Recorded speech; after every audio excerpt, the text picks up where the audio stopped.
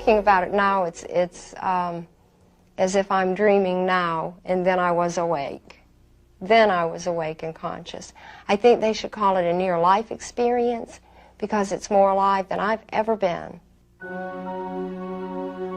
Meet Pam Najur, a bright, outgoing, normal American, a musician's agent and mother in Atlanta, Georgia, who after years of suffering through intense headaches was diagnosed with a brain aneurysm, entered the hospital to take part in a radical new surgical procedure, and while there, underwent something unique in the annals of the near-death experience.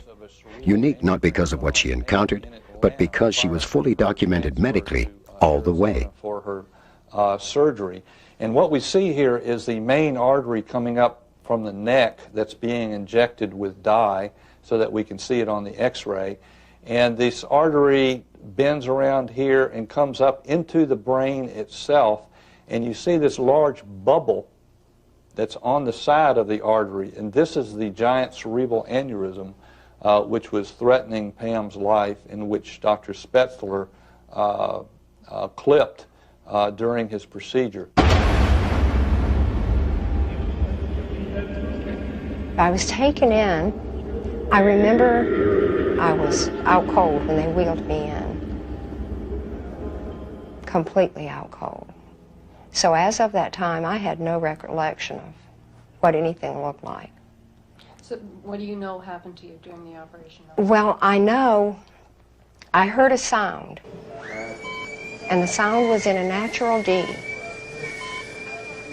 And the sound went from natural D and took a nosedive through the scale. And I popped out the top of my head.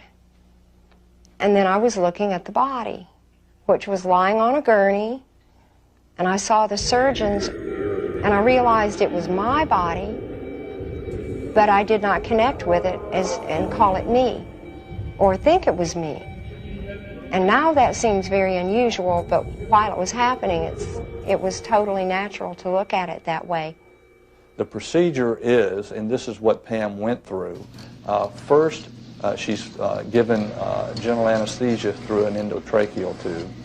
Secondly, her femoral vessels are cannulated, whereas where the tubes are put in there, and she's put on a cardiopulmonary bypass.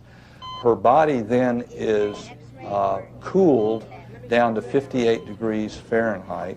In the process of this cooling, her heart stops, goes into ventricular fibrillation, and then complete standstill. Her head then is opened and the aneurysm exposed at the base of the brain. At this point, her blood is drained from her head, and her circulating blood volume is drained into the bypass machine and it's turned off. And so her brain is then without blood. It's without any electrical activity because EEG leads are hooked up. Her heart is stopped. She's not breathing. And her body temperature is 58 degrees Fahrenheit. She meets all of the criteria for physical death. And I became aware of a presence, and I sort of looked at it, and it was bright and glowing. And it seemed a long, long way off. And I was in, I say it's like an elevator shaft. And at the end was this incredibly beautiful, bright light. I've never seen a light like that anywhere. It was alive. It was breathing. It was real warm and real comfortable and real loving. I wasn't at all afraid. It was wonderful. And as I got closer to the light, other presences began to come around me. And many I recognized as the people I had lost, who I was related to. The question, though, is that while she is cooled, while there is no blood in her brain, there's no electrical activity in the brain, where's Pam? Is Pam dead? Is Pam alive? Is Pam near dead? As I went into the light, towards the light, it refined itself. It became harmonious. and it was liquid, silvery. There came a time I knew that it was time to come back through the tunnel, and I was there with the body again. I remember hearing a phrase from an Eagles song, "You can check out any time you like, but you can never leave." I thought, that's terribly insensitive. That's awful. And then my next conscious memory was opening my eyes and seeing my family around me. Tom Harper, theologian, Rhodes Scholar, journalist, and author, encountered this story when he was researching his best-selling book, Life After Death. Pam Najur is a special case, the exception that both proves and questions the rule. She was measurably dead, clinically unplugged, as it were, and then she came back to tell us about it. So, is it our measuring devices that need adjustment, or our notions about the nature of death and what it means? Good question. When I began the 3 years that it took to research my book, I knew there was no proof either for or against the existence of life after death. It's just as it is in the case with God. I saw my task then to be the assembly of the evidence, all of it, pro and con, to weigh it, and then to come to a rational conclusion based on a careful analysis of it. If you like, a kind of every man and every woman's common sense approach to the question. The one thing I can safely say that we've learned, the foundation stone, the central phenomenon of life after death studies today, is certainly the near-death experience.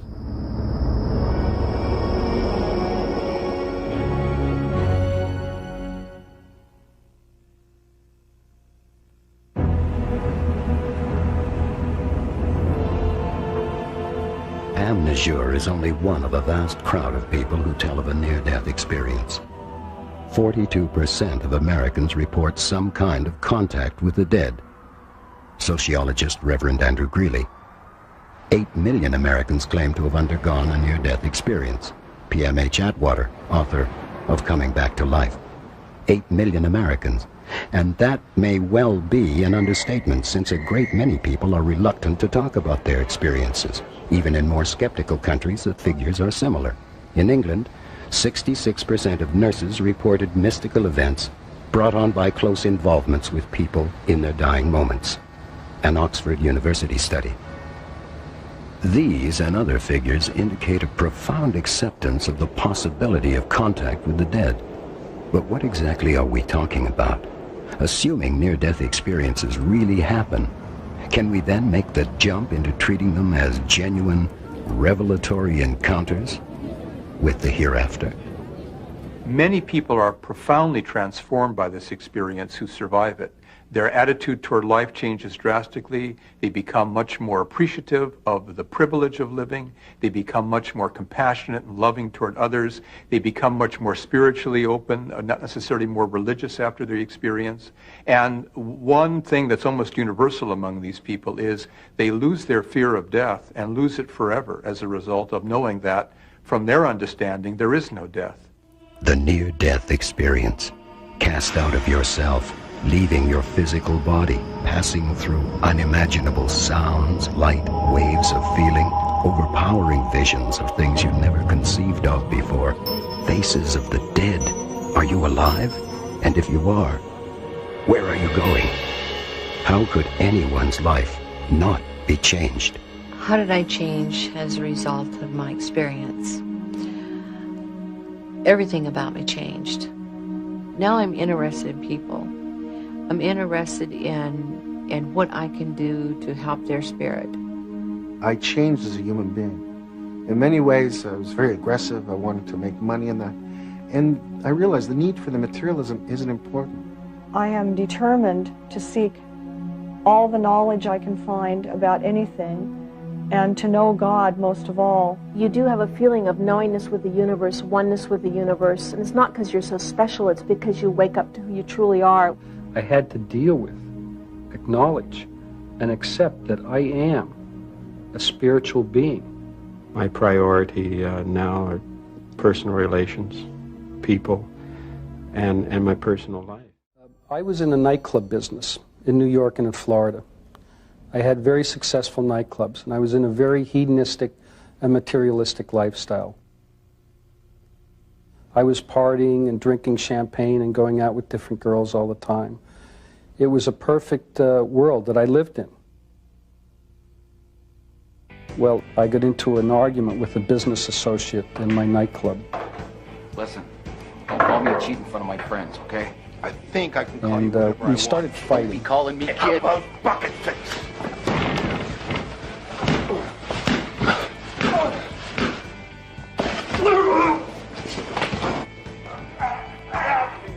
It became quite serious. And I began to strangle him. And I was pulled away by a security guard. And all of a sudden, I heard my heart stop and my breathing stop at the same instant, the same moment. And I knew I was dying. I thought to myself, this is it.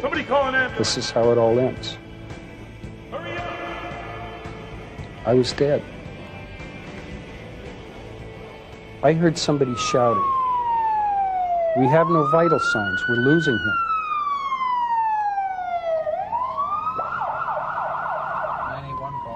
And at that point, I found myself in an ambulance. I could hear the driver on the two-way radio, and he was telling the hospital that they were on their way with a patient who just coded in the ambulance. I sensed that the ambulance was slowing down, and the driver turned at this fork in the road, and when he accelerated very rapidly, I felt myself being propelled out of the top of the ambulance. And I was hovering maybe 40 or 50 feet above the ground, watching the ambulance going down this dark road.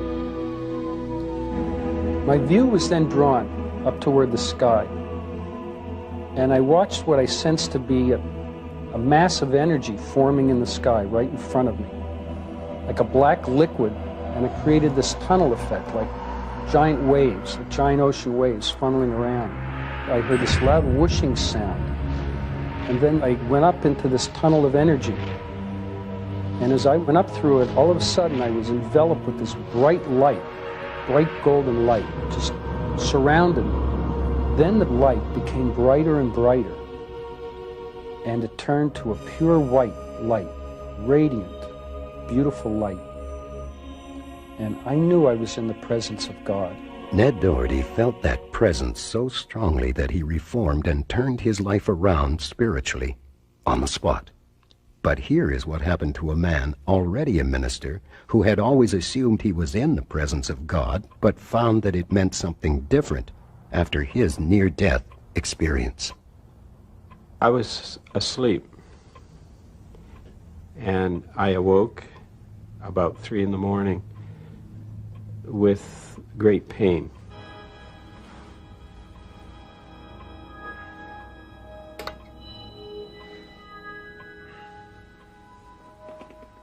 And then suddenly I was being transported somewhere else. I remember looking back just fleetingly, and I saw my wife asleep in bed and my body there. I was drawn into this bright light, this ever-expanding, swirling tunnel of light. And it was very much a feeling of returning to somewhere where I had been before. It was like a coming home. I don't know. It was not frightening. It was very peaceful and exciting. That's what I remember. I remember the feelings of peace, gentleness, at oneness. And then suddenly, abruptly, I was back in that bed and back in that body. And I remember thinking, oh God, not this again. I was back in this physical body with its limitations. I was also back with my wife and my children and my pet dog and my home and all the persons and things that I enjoy in this life. But I had had a glimpse of something else, and all of that faded into insignificance. And I don't mean to depreciate my family when I say that. But it did. It was no longer significant. None of that. Ken Martin had a glimpse of something else. Whatever he felt was so immense, so overpowering that it made everything else, his wife, his kids, his calling, appear insignificant. One striking aspect of the near-death experience is the amazing variety of people who have had them.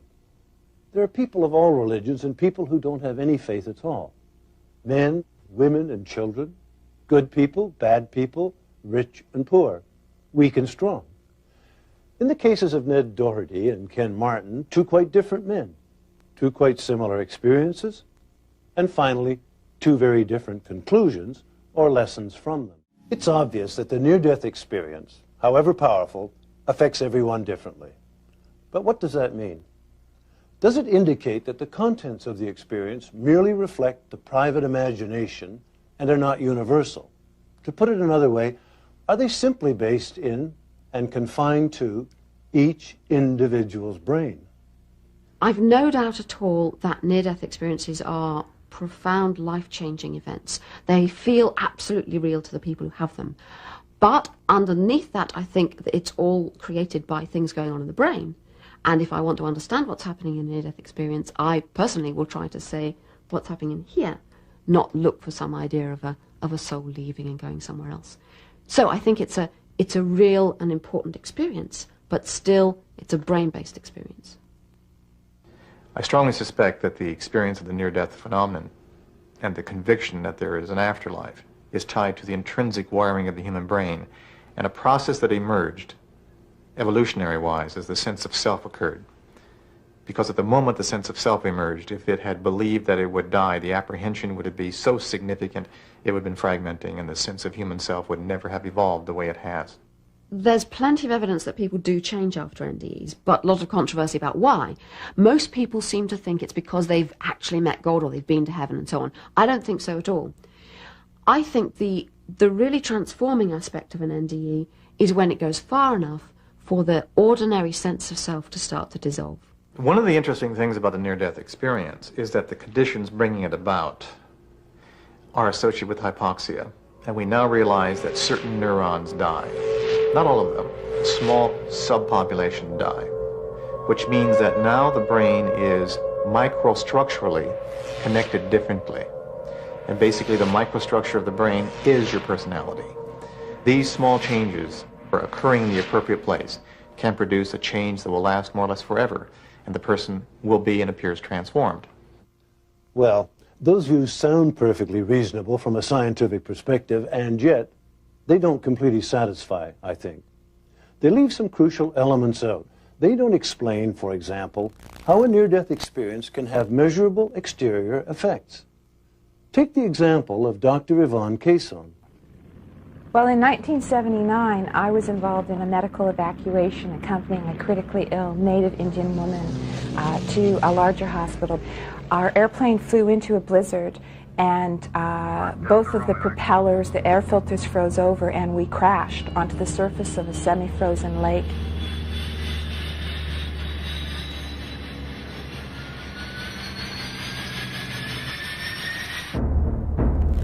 The patient died, and so did Dr. Cason. But a bright, pure, blissful light enveloped her, took her out of her body, and soothed her. Her time had not come. She was returned to her body, and she survived. The experience changed her in a lot of ways, but one way in particular. She became clairvoyant. Well, about a month after I had my near-death experience, I was driving home from work to visit a friend. We were going to have supper together. And suddenly, I got a very clear visual image in my head of my friend's brain covered in pus. Now, this image, to me as a doctor, was a very clear visual image of meningitis. So when I got there, I asked my friend Susan, "How are you? How are you feeling?" And she said to me, "Gee, Yvonne, I've got a really, really bad headache. I've never had a headache like this. This is one of the worst migraines I ever had. as a doctor, I asked her all the other symptoms of meningitis, and she didn't have any of them. So I said to her, listen, if you develop any of the other symptoms of meningitis, I want you to promise me that you go to the emergency tonight at the hospital and insist on being tested for meningitis. So as it turns out, she did get worse that night. She did go to the emergency of a major hospital here in Toronto. And sure enough, she was confirmed at being at the very early stages of a very rare and often fatal type of meningitis. And because it was diagnosed so early, she survived it without any brain damage, which is very rare for an adult. So this was my first clairvoyant episode. Dr. Caisson's experience is not unusual in itself. Claims of increased physical sensitivity and mental powers are frequent and controversial after effects of the near-death experience. But remember this, the people we met are representative of literally hundreds of thousands who report similar experiences. They can't all be wrong.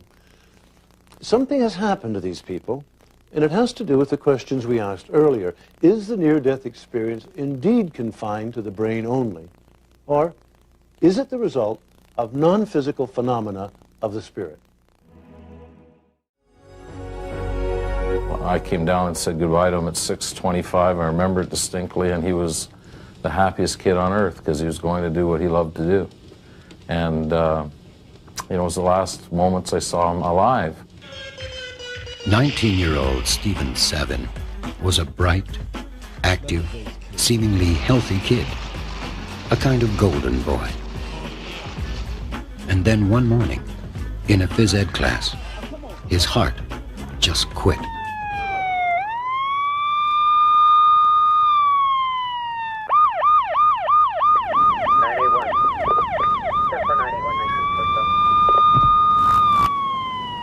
He was pronounced dead in a hospital before either his frantic parents could get there. Their shock was crushing and total. I had never felt so much hurt in all my life, and it's a hurt that you just can't take away. It was almost as if this great big hole was suddenly inside of you. And no matter what, it just wouldn't go away.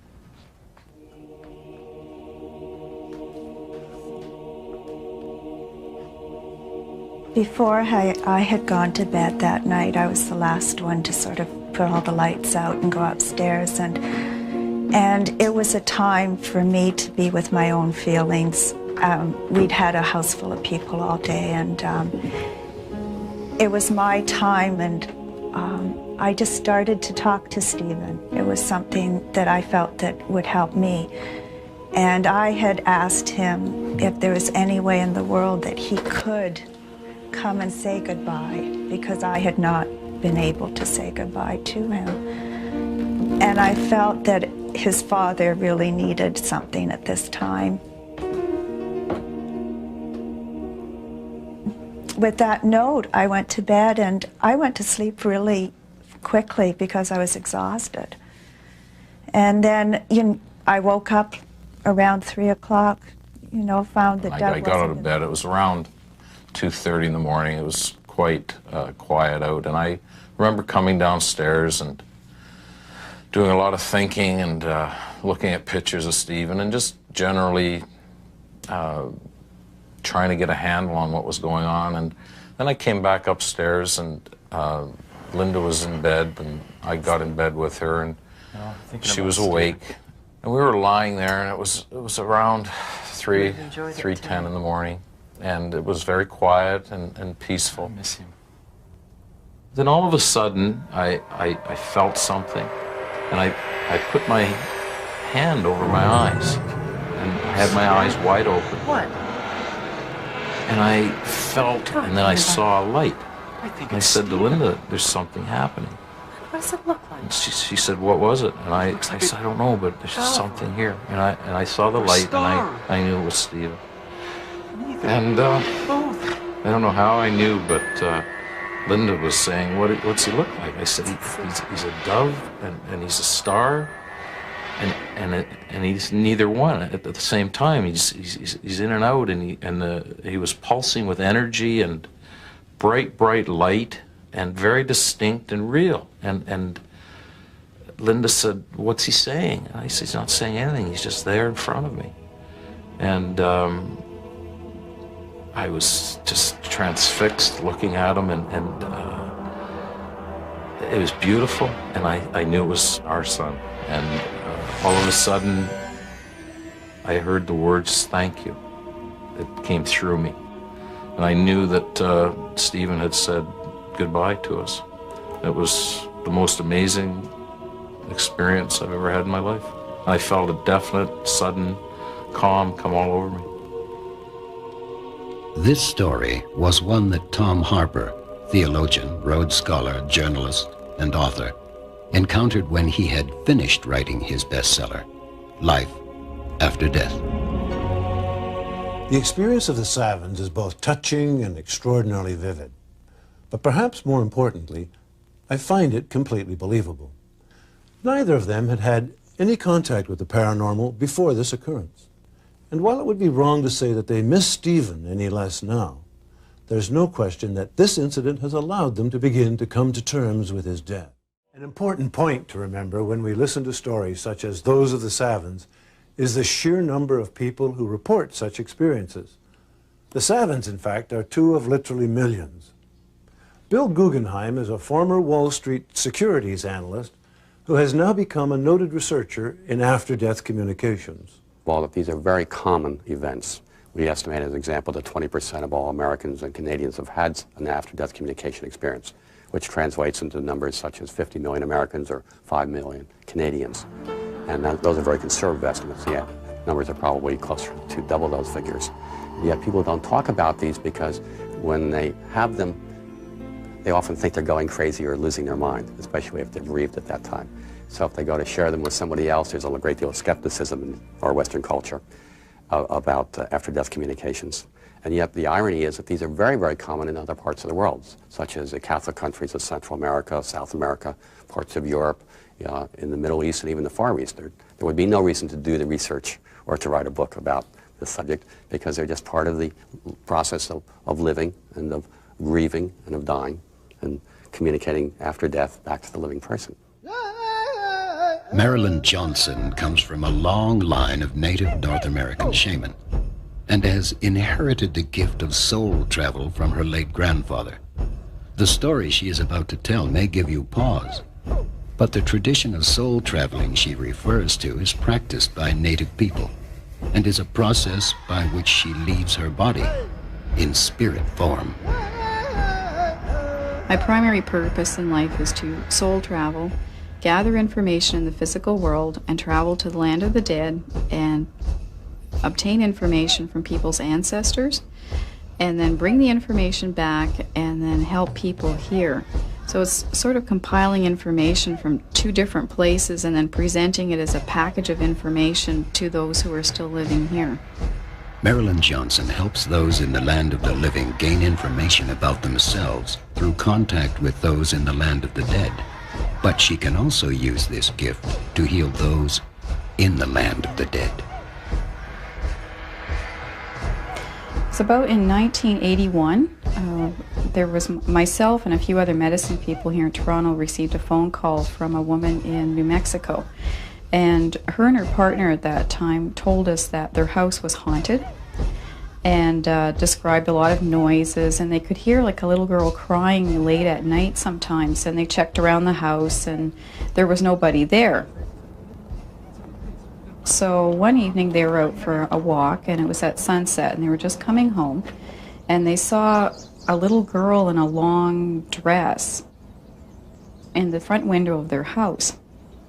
And they were wondering, who is this little girl and why is she by herself? She looked like she was about 5 years old and maybe of native ancestry. She had black hair and dark skin.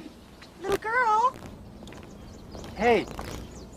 And she turned around when they called her and she just looked at them and smiled, and then she walked along the front of the house. And she went about maybe 10 feet and then disappeared right into the house through the wall. So at that point they knew that she wasn't living in this existence, that she was a spirit of some sort.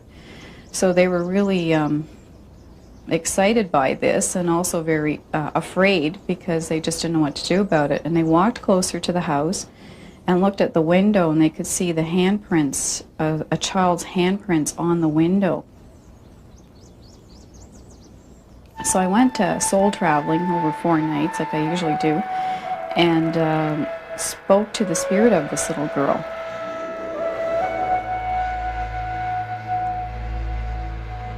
But also the spirit of her mother showed up, and I could see that they were separated. And what had happened is that coming over the knoll of a hill, right near where that house is located now, and the mother fell down the hill and broke her neck, and then the little girl stayed with her mother and then eventually just died of exposure and starvation.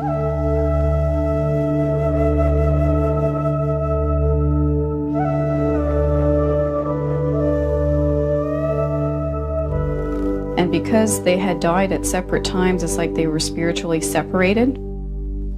Coming back to the house, looking for her mother, because it had all occurred in that location. So I relayed this message back to them, and in the meantime they'd also sent me a photograph of these handprints. So what we advised them to do, and we did as well here, is we had a feast for the 2 of them so that their spirits could be joined together in the same location in the spirit world, and we wanted them to be together. And once this was done, then the house wasn't haunted anymore.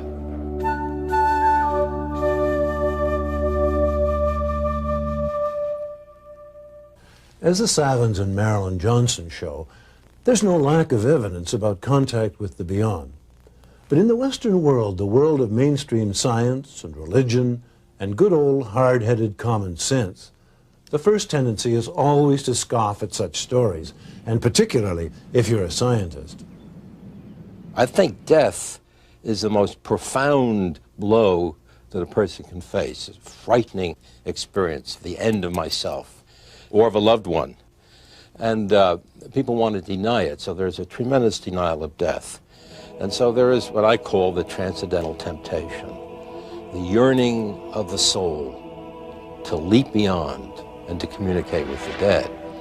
But again, these are anecdotal reports. They're psychological or subjective accounts. And the question is, people may have thought they saw this, but were they really, are these experiences veridical? Are they true? Or are they merely describing their own internal psychological needs? I think the latter is probably the better explanation. Not all scientists take as hard a line. Dr. Richard Olson at the University of North Carolina led a team of researchers who conducted a study with widows and widowers after the death of their spouses.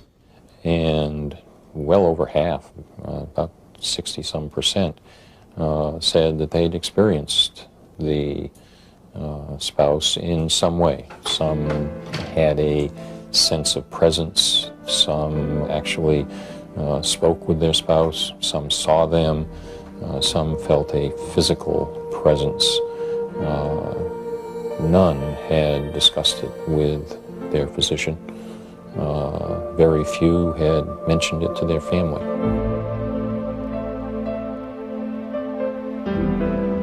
I think one of the interesting features we've found is that during conditions of death, specifically to significant others, such as husbands and wives and children, effectively anyone with whom there is bonding, emotional bonding, interior cingulate type bonding, during these conditions, individuals can often, particularly during dream states, particularly during altered states, can experience information at a distance.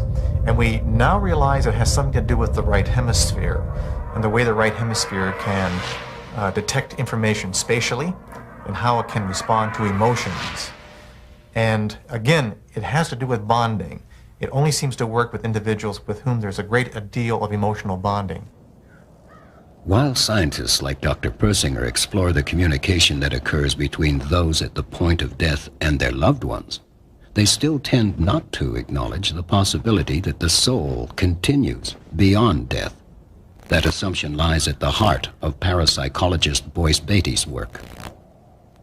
I live in Connecticut, and when persons call Yale University or the University of Connecticut and say they have a ghost in their house, they're frightened, they don't know with whom to speak, they're put in contact with me, and then I work with others, usually a deep trance medium or a clairvoyant, sometimes a clinical psychologist and maybe another parapsychologist. We investigate and we eliminate viable alternative explanations. Are the persons somehow disturbed psychologically? Is it squirrels in the attic? And if we cannot find a normal explanation for it, and do find, in fact, that it is a spirit of a deceased human being, then we conduct what is called rescue mediumship, counseling the dead, or soul rescue work, speaking to them, communicating with them, helping them understand they're not in a physical body any longer, and then helping them pass on into the afterlife. For most people, even those who accept some form of life after death, these assertions can be a little hard to swallow. But Boyce Beatty asks us to approach what he calls rescue mediumship from the other direction, from the results it gets, the many people from whose lives he claims to have removed inexplicable disruptions. People such as Bill and Lori McCauley. I said to Lori, it's coming back after me. Whatever this is, it's coming back after me again. I was petrified. Just sweat was just pouring off of me. And all of a sudden I felt something on my back. Not physically on my back, but I knew something was on me.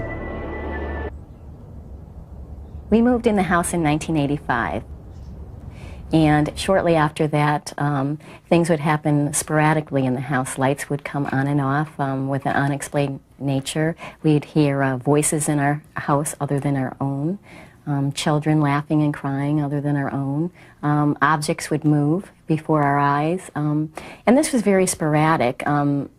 Nothing that really pointed out to us that definitely our house was haunted. I kept pushing these things to the back of my mind. No, this couldn't be happening. This couldn't be happening. It's got to be of a human nature. It's got to be a neighborhood child or a neighborhood teenager, or somebody was harassing my wife. Until one evening I was working second shift and I had come home from work and everybody was asleep.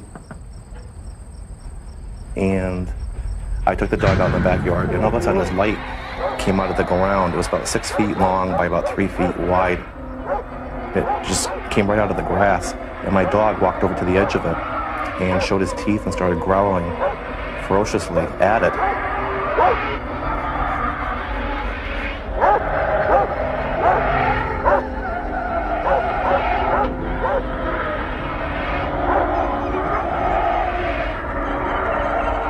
So I grabbed the dog and we went back in the house. And as I locked up the house, my son started having a nightmare, one of many nightmares, upstairs in his bedroom. So I woke him up and brought him downstairs and put him into my wife's, into our bed. So I went upstairs, undressed, and I got into Jeffrey's bed.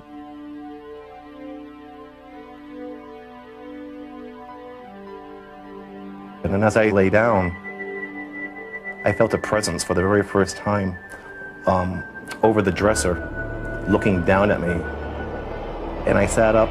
It's black, no, the room is dark, but I knew something was there looking at me, and the only thing I could feel, I was not so much frightened as I felt as though it was confused. It was trying to figure out why was I in this bed and not Jeffrey.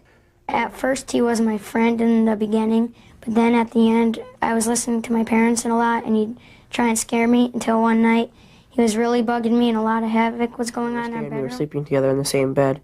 And there was that one occurrence when he came out of the closet and was scaring us, and he just pulled the covers off us, and he was just scaring my brother and me.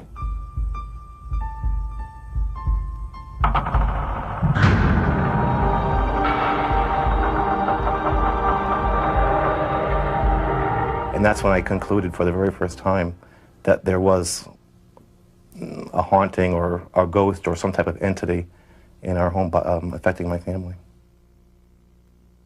Upon reading an article about Boyce Beatty in the newspaper The Hartford Courant, Bill McCauley contacted him. Boyce determined that the family was indeed troubled by a legitimate haunting before prescribing a remedy. What finally worked in our case was the mild exorcism in the home, and Boyce Beatty did a prayer for the dead, which helped pass over the earthbound spirits that were left in our home. Recognizing that in many of these cases it's a matter of helping people go into the light, recognizing that in many of these kind of cases what is happening is that it is the spirit of a deceased human being who is earthbound, who is quite confused, not realizing they are no longer functioning in a physical human body, and have not passed into the afterlife, into the light.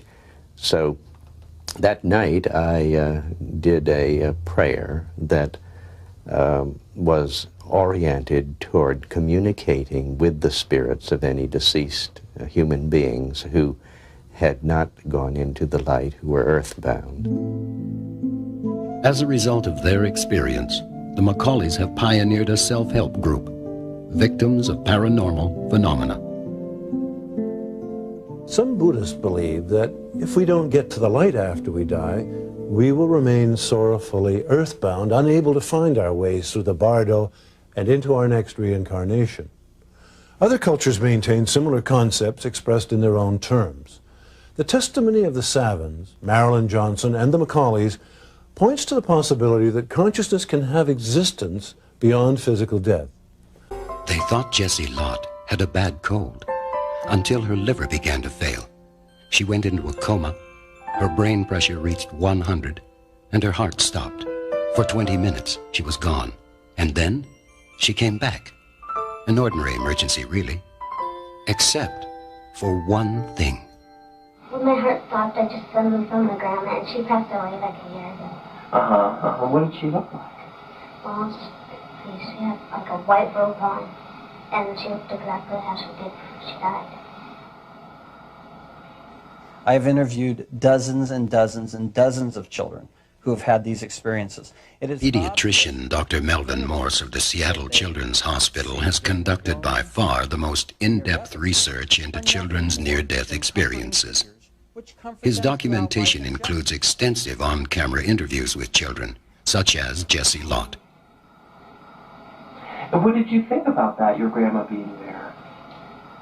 I was just so shocked. I didn't, I don't know. Just like she was right there and I was right here, and I can't move. She was just sitting there. It's like she was frozen. I was sort of scared, but sort of happy to see her. That's all I remember. That she was sitting in a chair. She was sitting frozen, and she was fine. I don't know where I went, but I went somewhere. She's just a kid with no axe to grind, no knowledge of the concept of the near-death experience. In her case, hardly any religion in her upbringing at all. Just a kid who remembers what she experienced. Hers is just one of the stories Tom Harper, Rhodes Scholar, theologian, and journalist, encountered when he was researching his bestseller, Life After Death. Just a kid. But do children, and particularly those who have had no special indoctrination in religious ideas, have something unique to tell us about what happens after death? Are their experiences different? Or do they have the same experiences as adults, but see them differently? Are they better reporters because of their lack of sophistication? In this program, we will look at many examples of children's testimony. Children have simple and pure experiences. They use words like neat or weird, which are very, very real feelings. That the typical child's near-death experience, they go, "Wow, I thought I was floating out of my body, and I knew I was dead, but I was still alive." And there's a genuine quality of mystery about it. How could such a thing be really happening to them? They're often frightened by the experience. Many of them wonder how they're going to get back in their body. Since it's so far out of the realm of anything they expected, they frequently say, "It was scary. That's not an unusual experience at all. And mostly I'm impressed by how fragmentary the experiences are. They usually just tell a teeny little fragment of something that has clearly struck them. Because the huge noodle was just like a tunnel. It went straight, and it didn't have anything in your way. It wasn't like a spiral noodle, so it's either a tunnel or a noodle, and it was the rainbow.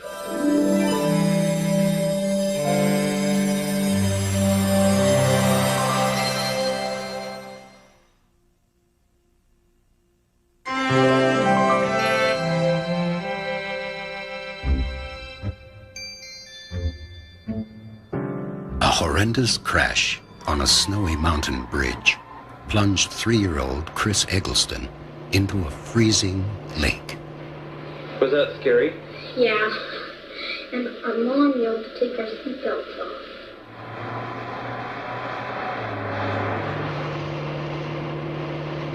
But when we crashed, behind us was a car with 6 children in it.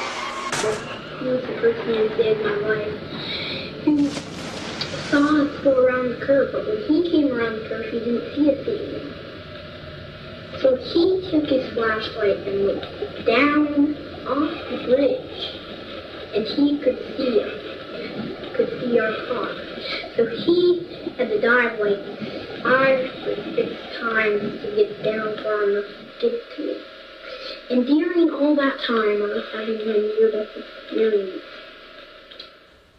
Chris Eggleston had, again, a typical child's near-death experience, in the sense that it's brief, fragmentary, difficult to comprehend, both for us and for him. I started falling through this noodle. It was coming closer and closer.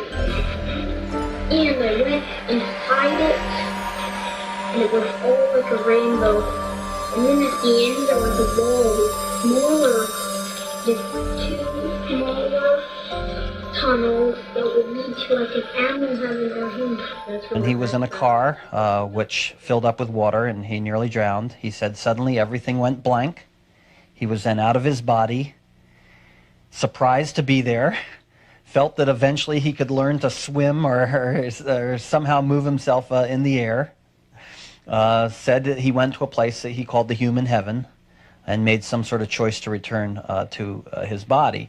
But interestingly enough, he says that he was in a huge noodle until he realized that noodles don't have rainbows in them, so it must have been some sort of tunnel.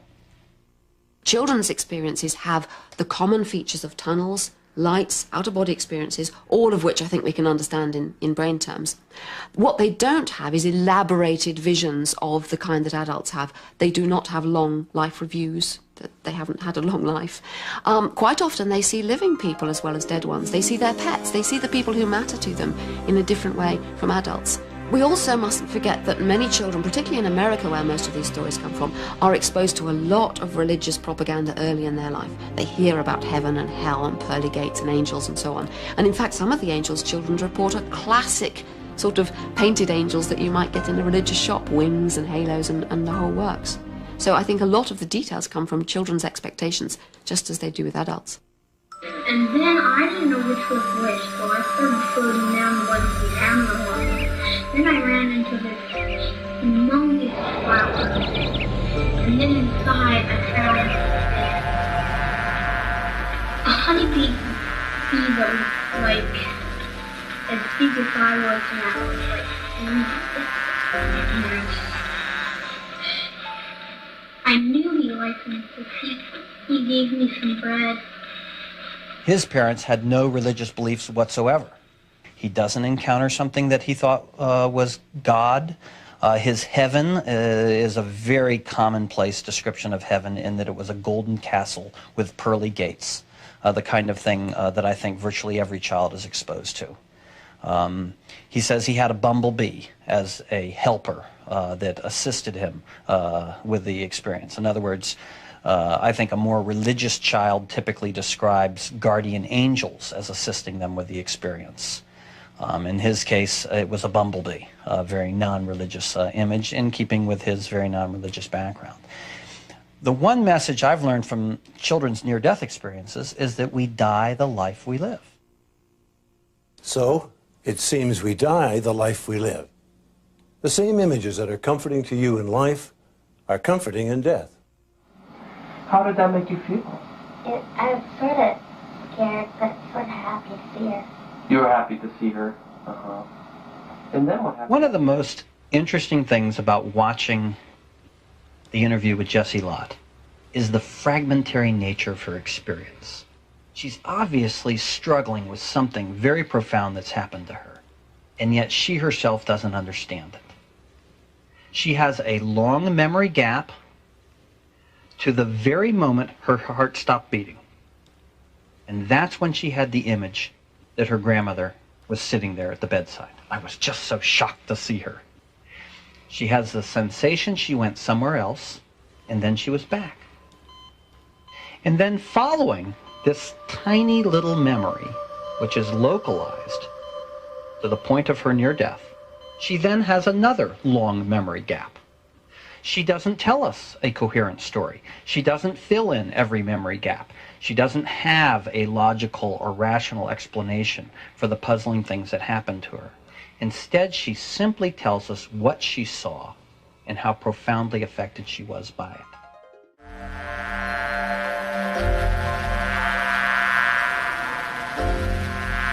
I think it's fair to say that children identify more with natural phenomena than adults do. Where, for example, an adult might typically see religious symbols during a near-death experience, children very frequently encounter animals. Chris Eggleston's honeybee, for example. In addition, children themselves are often identified with small creatures, such as the monarch butterfly in the following story. The monarch is an ancient symbol for early death, probably because its metamorphoses can be seen as symbolic transitions to another life. But here's a man for whom the symbol became real. My daughter's computer name was Panda, and she would get on the computer and communicate with friends. And so even before she died, one of my head covers in golf was a panda. And so I'd always think of Jenny when I played golf and would take that cover off. The first monarch experience for me was a Sunday afternoon in August, and beautiful in Omaha, and gathered my 3-wood out in the fairway, and the head cover was the panda, thinking about Jenny, and looked down to my ball, and there's a monarch sitting on the ball. And that monarch just sat there, and I said, there's no way I'm going to hit that ball. Try and get out there. Get out there.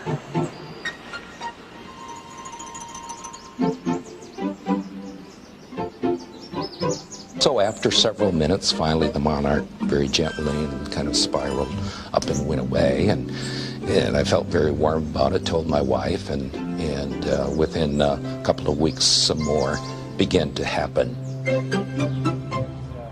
I was talking to a new next-door neighbor, and he asked me, how many children do you have? And I'm always reluctant, do I say 3, including Jenny, or 2, just the living? And I said 3.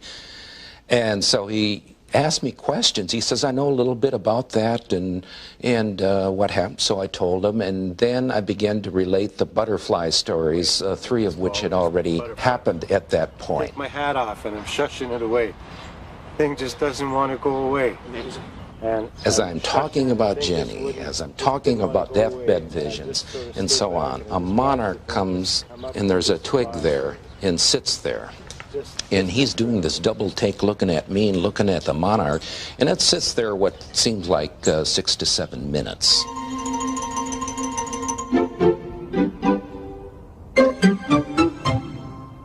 And so for me, I don't know what they prove or whatever, other than I take them for what they are, and that somehow my daughter is still in my life. Somehow his daughter is still in his life. But in what sense? Is she in some way present in the butterfly? Or do we really mean in his memory? Does this have something to teach us about what happens after death?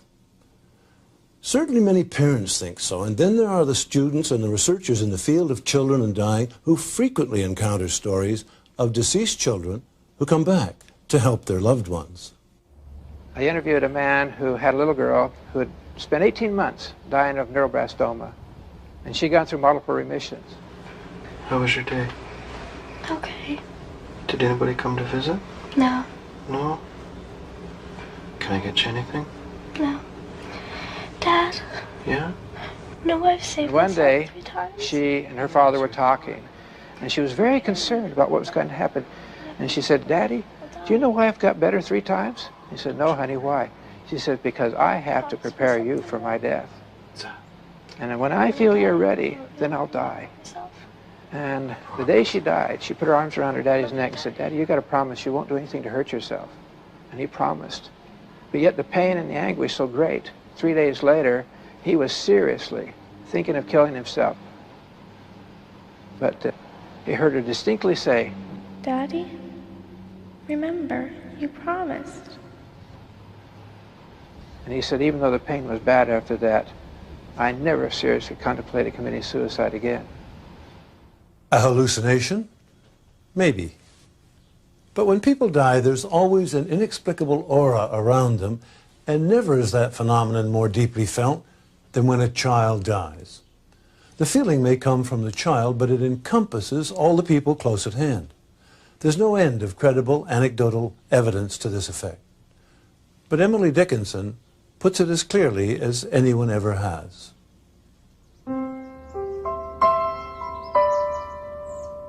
The last night that she lived, it was a common night, except the dying.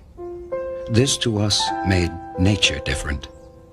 We noticed smallest things, things o'erlooked before, by this great light upon our minds, italicized, as 'twere.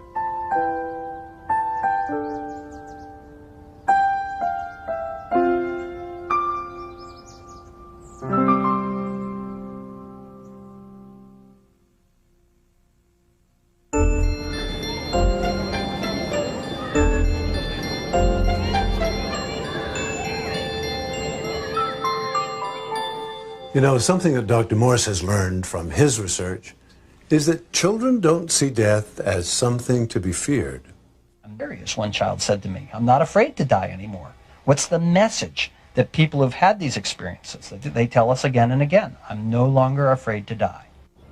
Sometimes children carry their indifference to death to extremes, appearing notoriously casual, not to say callous about the whole idea.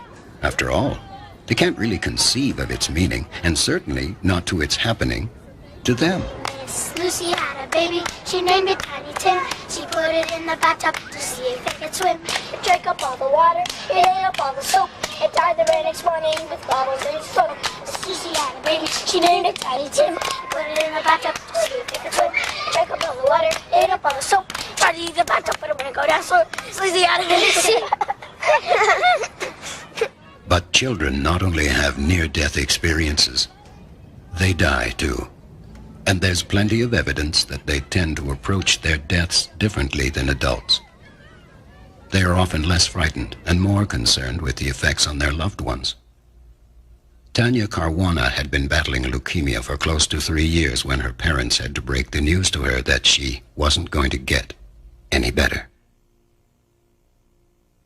When her cancer did come back, it was devastating.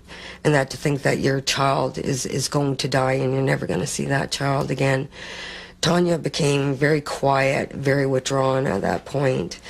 I knew that I couldn't wait any longer, that I had to confirm to her that yes, there's nothing more that could be done. And that was a very difficult thing as a mother to do, to look your 13-year-old child in the face and tell them there's nothing more that can be done for them. Shortly afterwards, I went down to take a break and have a really good cry for myself. And when I came back up, she wasn't in her room. And I found her in a little 5-year-old boy's room, telling him how important it is that he takes his medication because he was having a lot of problems taking his medication. And I thought, here's this child that just found out that she's dying, and here she is trying to help somebody else. When children are dying of an illness, it's a devastating event for parents, obviously, and siblings. But if the parent can make themselves receptive to the child really truly sharing their experience, rather than continue to be rooted in the physical losses and changes, and that's a very hard thing to do. Anticipating the loss of a child it's one of life's most devastating things. But you have this little child, this little spirit that is having some very wonderful experiences. She was very weak, and you could see her just trying to lift her arms. And at first, we couldn't figure out what she was trying to do. And then we realized through her whispers that she was trying to hug us. So we both took an arm. My husband took an arm, and I took on an arm, and I was laying on the bed beside her. And I put my other arm around her, and I was just holding her. And she kept saying over and over again, "I love you, I love you." She knew that her time had come. If the parents can be more receptive to where the child truly is, not so much where the child's body is, it's a big distinction, they will get some very comforting messages that this child is not alone, this child is going on a wonderful adventure, this child is not afraid, this child is not suffering. These are all things that will give them tremendous grief assistance in the journey that they have up ahead. A tremendous amount of peace. Actually, the 10 minutes before she was dying, at the very end, her breaths got quieter and quieter, and she stopped breathing. And at that point, I started crying, and she started breathing again. It was like she was trying to make herself go on for my sake. And I told her, I said, "No, Tanya, no, it's okay, it's okay." And at that point, she stopped breathing, and then that was it for her. Tanya's love for her family and her lack of fear in the face of her impending death taught everyone around her a profound lesson in courage. The stories of children who have had near-death experiences and what those who were close to children who have died tell us confirms to me my sense that they're nearer to the womb of creation. And perhaps, in some sense, they're privy to a clearer and purer perception of what's happening to them. As Maggie Callanan tells us, if we can get beyond the grief and the pain we feel as a child close to us is dying, we might hear them telling us something very important about the journey they see ahead, that it's an adventure, that they're not afraid, and that we shouldn't be either.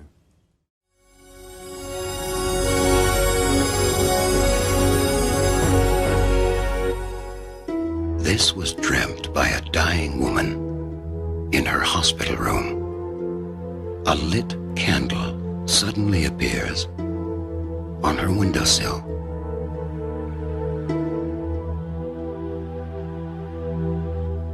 The candle goes out. A terrifying, suffocating, miasmic blackness envelops everything. Then, the candle relights, but on the other side of the closed window. The woman died shortly after relating the dream we've just seen to a nurse. Tom Harper, theologian, Rhodes Scholar, journalist, and author, encountered this story when he was researching his best-selling book, Life After Death. Well, what are we to make of it? What did the dream mean? It must have been significant because, after all, this was the last dream she ever had, the final manifestation of her unconscious mind in this world. According to the celebrated psychiatrist and dream analyst Dr. Marie-Louise von Franz, and based upon her analysis of over 10,000 dreams of the dying, the meaning being communicated is that the light of the individual, one of those common metaphors for life that we've seen so often, goes out at death but is miraculously renewed. on the other side. In other words, the spirit seems to live on. This dream, then, illustrates perfectly a profound insight of the great psychoanalyst and the mentor of Dr. von Franz, Carl Jung. The unconscious psyche believes in a life after death. According to Jung, dream symbols which exist in the very depths of the soul behave as if the psychic life of the individual will continue. In Dr. von Franz's words, these symbols depict the end of bodily life and the explicit continuation of psychic life after death. In other words, our last dreams prepare us for death, and possibly a life beyond death. You know, it's not only adults who have experienced preparation dreams. Children have reported them too. Here's a particularly telling example.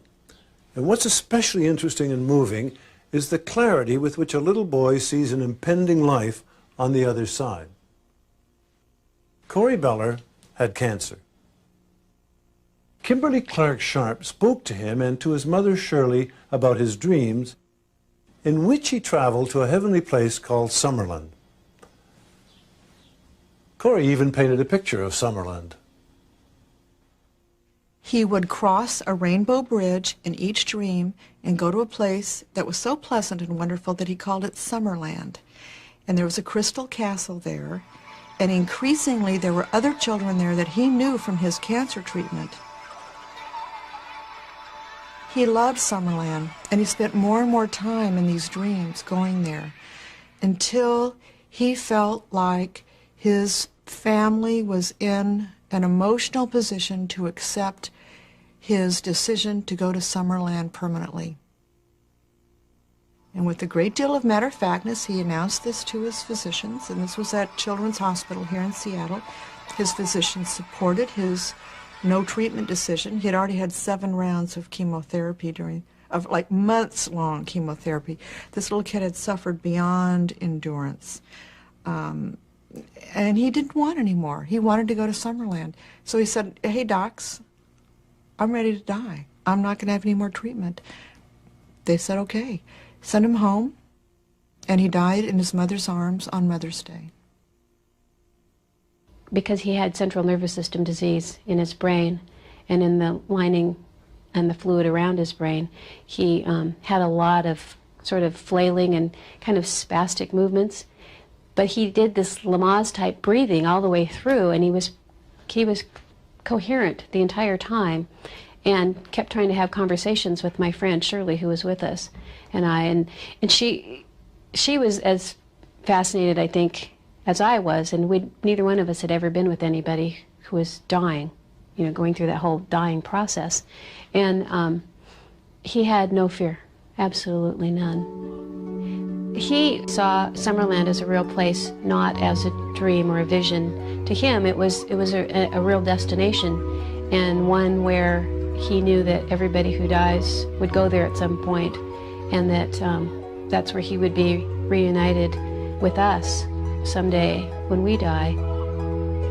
Corey Beller showed us that dying children dream in a pure and often unexamined context. But dying adults often look for meaning in the dreams of their final days. Do these dreams provide an insight into what awaits them after death? This is Casey House, a hospice for terminally ill AIDS patients in Toronto, Canada. It is probable that every patient here will have died long before this program is seen. That is no secret, least of all from their own unconscious minds. Yves Benoit, a 37-year-old playwright and artist, talked to us about his dreams and how he interpreted them. The universe is the sea. The sea represents, I have dreams about the sea.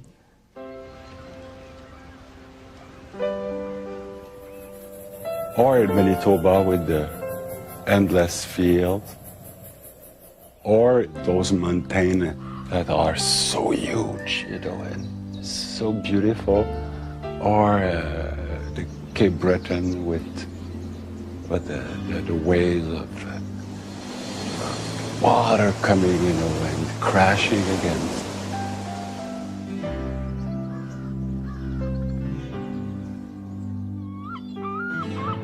Dying is to be part again of the universe without having to compromise or without having to work for it,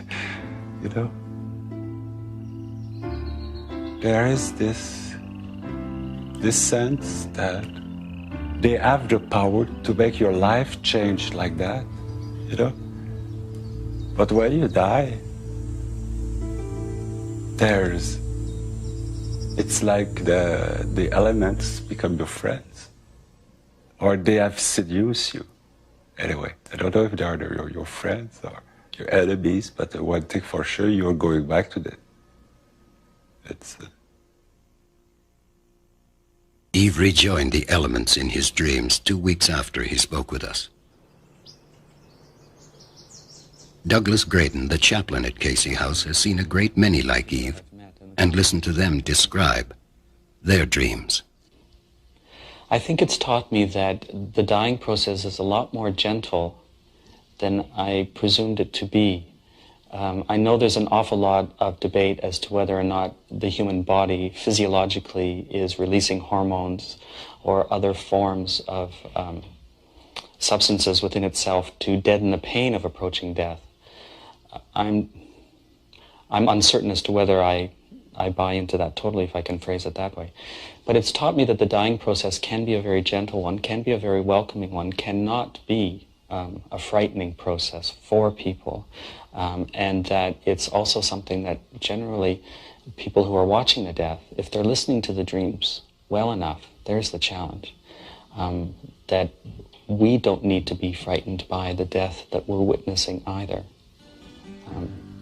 The dreams that I listen to are dreams that tell me that death can be a very reassuring process. The question may make me laugh. If I believe in life after death, it's of course I believe in life after death. Like I believe in the wind and I believe in the sun. Of course I believe in life after death.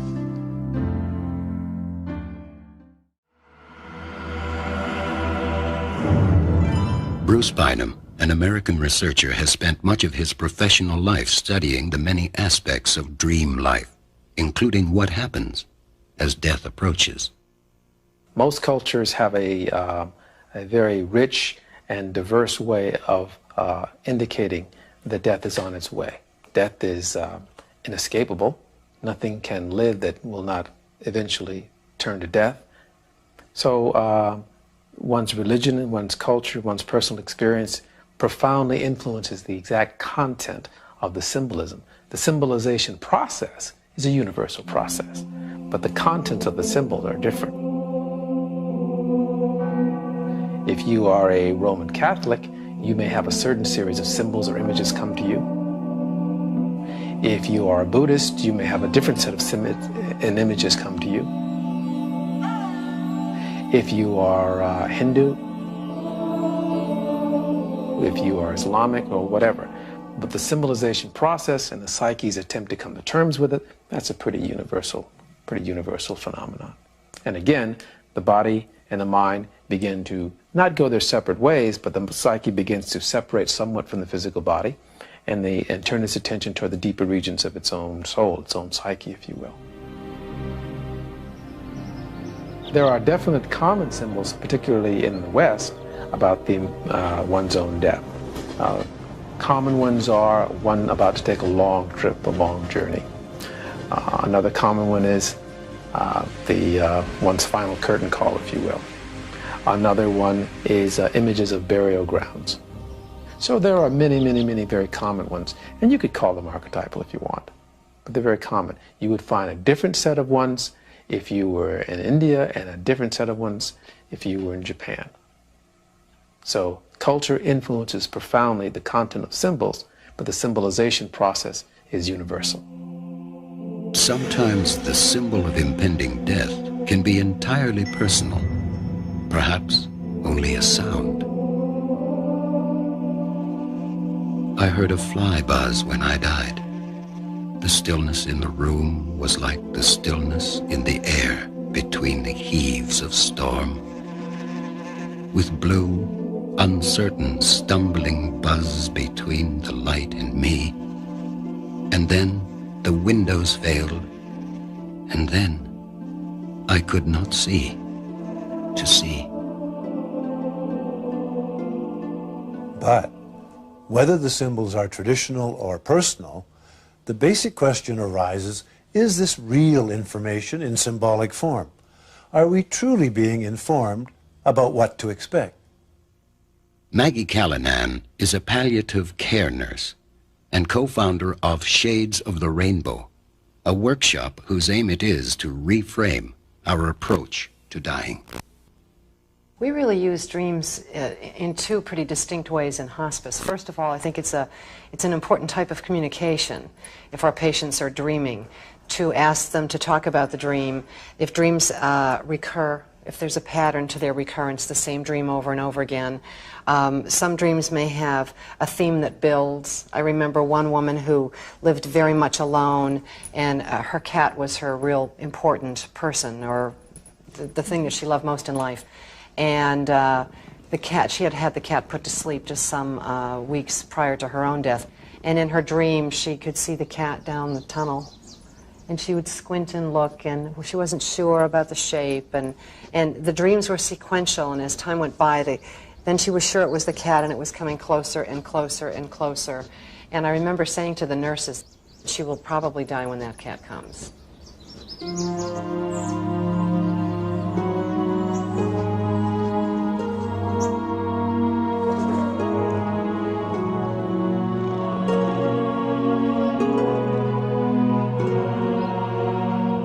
We had a volunteer sitting with her so that she wouldn't be alone, and the volunteer came out and said, look, she's waving, but she was going like this, and she was stroking the cat. So that was a good tip-off to us that there was this process going on with her.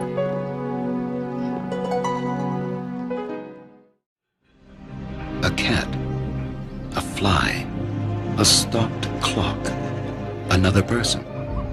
Anything and anyone appearing in a dream can be the bearer of the ultimate tidings. The experience I've had with people actually who have dreamt about their impending deaths predates my involvement with near-death experiences.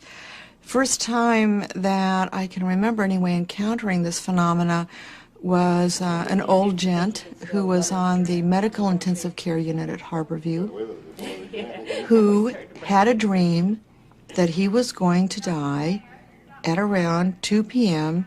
that Sunday afternoon. This was on a Friday. Jim. Yep. Hi, how are you? And in his dream, his brother, who was deceased, had come to tell him this. 2 o'clock on Sunday, you're going to be with me. 2 o'clock on Sunday, you're going to be with me. 2 o'clock on Sunday, you're going to be with me. 2 o'clock on Sunday, you're going to be with me.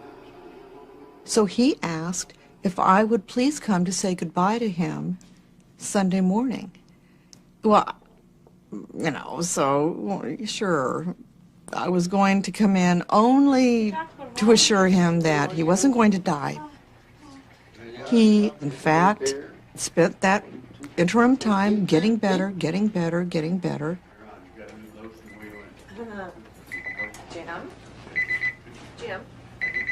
Jim. Code Blue 104. And that Sunday, around 2 o'clock, he went into cardiac arrest, and nobody could get him out. Nobody. And he died. And I was comforted by the fact that I knew his brother had come for him again. 2 o'clock on Sunday, you're going to be with me.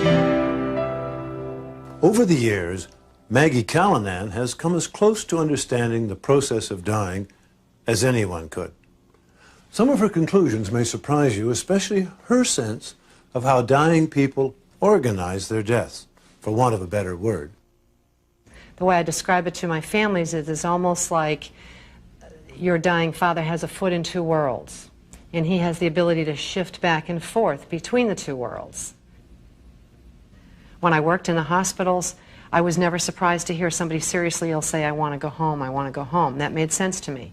But wasn't I surprised when I started working in patients' homes that patients were saying, "I want to go home"? Then you have to say, wait a minute, what are we talking about here?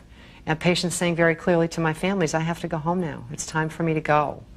A lot of this kind of symbolic language about taking a trip, seeing a place that no one else can see, being aware of people that no one else can see, oftentimes dead relatives, people who have predeceased the person, or sometimes a spiritual being. Dying patients frequently know exactly when they're going to die, even if no one has told them that they're dying. Now, they cannot stop the process, but they can delay or speed the process up when all around them is in the right place. Most people are aware that a grandmother can wait until her favorite grandson travels across the country to say goodbye.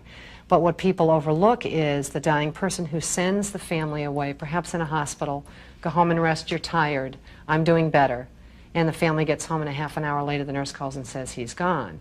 That family is left with a legacy of guilt that is destructive and wounding, when in fact it was the last loving act that he actually chose to spare the people he cared the most about.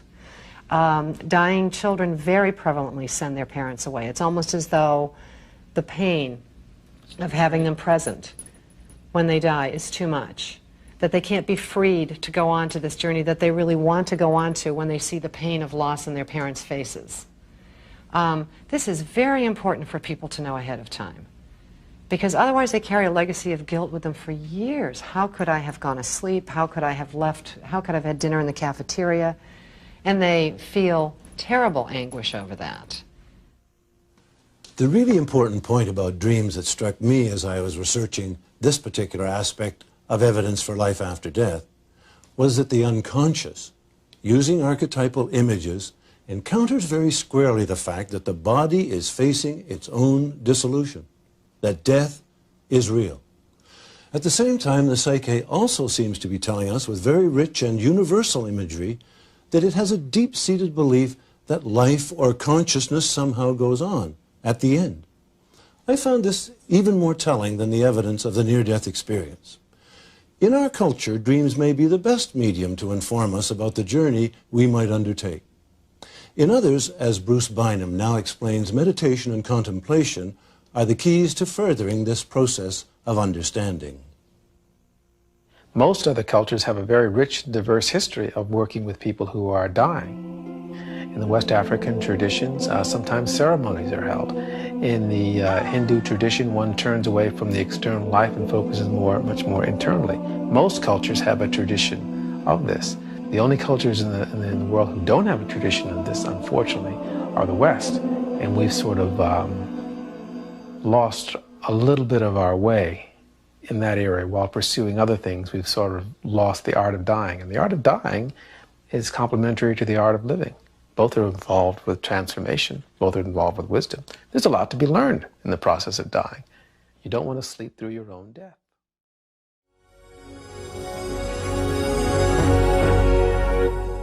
It's hard to get people to believe that it wasn't a suicide attempt. Pat Young was in despair that she would ever be able to resolve the difficulties in her marriage.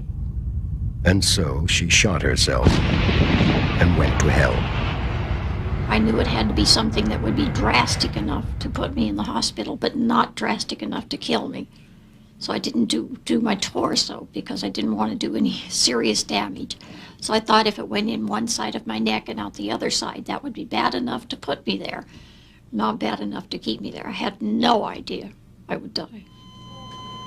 I was in a coma for 3 days on life support. They were positive I wasn't going to live. They had informed the family that they had lost too much blood.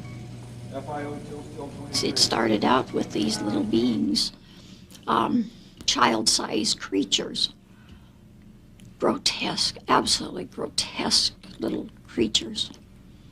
And they took great delight in doing things. They would make holes in me. They would either shoot me or They would make holes by actually hitting me.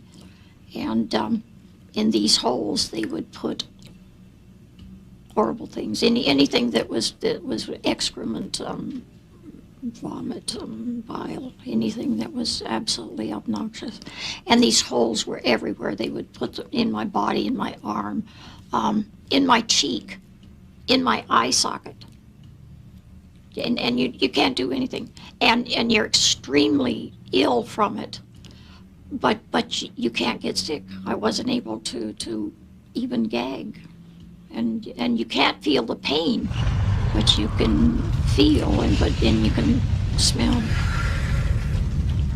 And just beyond my right shoulder, I could hear this very heavy, raspy breathing, and it was getting closer.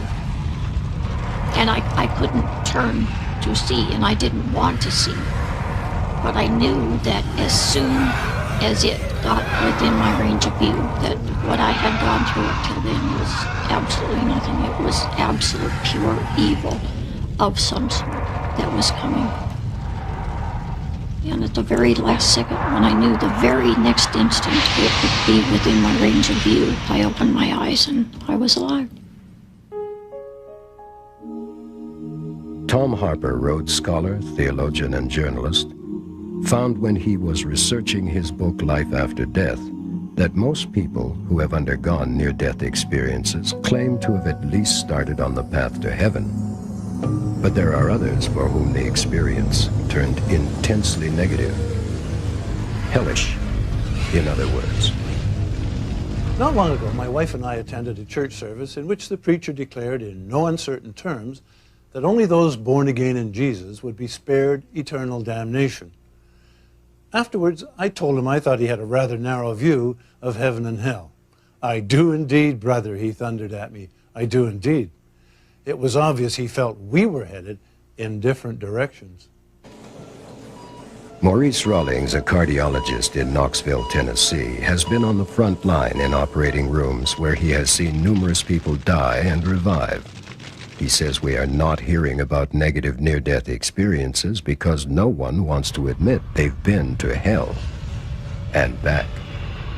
Unless you're on the floor with the patient resuscitating, at the time, the heat of battle, at the time of their experience, why are you fighting me off, John? What do you see? Is there fire down there? Is the devil there? What's there? Then it all comes out. It's not sublimated into painless portions of the memory. You've caught them red-handed. They can't deny it. It's there. The negative experiences are always been there. They just haven't been captured because the psychologists, psychiatrists that interview these patients for a living, collecting cases of after-death experiences, haven't resuscitated one of the individuals they're reporting. How is somebody going to report a negative experience when they won't even tell their family? It's an F on the report card. Ron Regan spent a good part of his early life stealing, extorting, and beating people up, until the unlucky day he came out at the bottom end of a fight, slashed by a bottle and bleeding to death in an ambulance. And I didn't know what was happening. I thought the ambulance was on fire. And as it filled with thick black smoke, moving through the thick black cloud, almost like a opening in this thick blackness. And at some point I began to hear screams.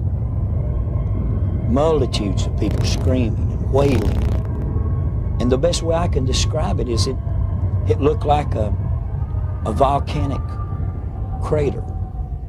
And I could see like a huge lake inside this. But it was blazing with fire. I'd never seen anything like this, with the exception of hundreds of gallons of gasoline poured on the surface of water and ignited. But even worse than the sight, I began to see and to know that these voices were coming from those flames. And then I began to see bodies, silhouettes of human beings screaming, on fire, burning, but they weren't burning up. they were in an inferno of flames, but they weren't burning up. And they were screaming, and the smell, if you've ever smelled burning flesh, it was unbearable. And the screams were unbearable, but the most horrible thing was the pain, the emotional pain of loneliness and separation. And I saw other people, and they're saying, Ronnie, don't come here. There's no way out. Ron Reagan became a Christian minister, preaching the gospel from his own experience. Well, I have nothing against becoming a Christian minister. After all, I became one myself. But I have to admit that many researchers in the field of paranormal experience see these kinds of claims as culturally determined. We die the life we live. That the events of our own life are replayed when we die, and that our own religious beliefs and culture is mirrored back and reflected to us in the type of dying experience that we have. So it should not come as any surprise then that people who report hellish experiences are primarily fundamentalist Christians who have a deep belief in hell. To other people, the mere idea is absurd. It worries me that most NDE reports are coming from the States, where there is this underlying Christian belief about heaven and hell. People like author Susan Blackmore, once a parapsychologist herself, but now a debunker of myths about the afterlife. I think there may be people who have had unpleasant NDEs, frightening NDEs, who don't dare talk about it because they feel, oh, that must mean I'm a bad person, and so they're really, really frightened, and live with a kind of guilt that there must be something they've done wrong. If the truth is that it's just the luck of the draw, what the situation they were in and the chemicals in their brain at the time that produced this hellish NDE, they are suffering guilt for nothing, a remorse for nothing, bad feelings for nothing. And therefore, I think the sooner we can understand these things properly, the sooner we can help people like that see that it's not their fault that they had a hellish NDE. Psychiatrist Dr. Stanislav Grof, who has spent a lifetime studying altered states, speculates that hell may in fact exist in another dimension of time and space. So I see this as a real contact with the archetypal domain that has kind of independent existence, but somehow touches upon that. If you look at the images of hells from different cultures, you'll see the different tortures that are being experienced there. You can see the nooses, the strangling, you can see the pitchforks, the spits, the sharp pains, people cooking or being cooked in cauldrons and so on. To experiencing certain extreme emotional and physical states. When we think about heaven as it is described in spiritual scriptures, not as a powerful inner archetypal experience, but as the physical heaven, then we come to such conclusions that we have disproved the existence of angels and God because we have explored systematically the astronomical heavens and we haven't seen any of those entities. Or if we know that there is heated nickel and iron as the core of the earth, that there is no place for caves of Satan, there cannot be hell there. So the idea is to get to hell or to heaven, you change your consciousness. So somebody can be here with us and be in heaven or hell, while everybody else is in Mill Valley. Those two are not incompatible in any way. So those are very, very real experiences, and they have to be studied by consciousness research. There's nothing that you can say reasonably about heaven or hell coming from physics or coming from biology or coming from medicine, because we are talking about states of mind.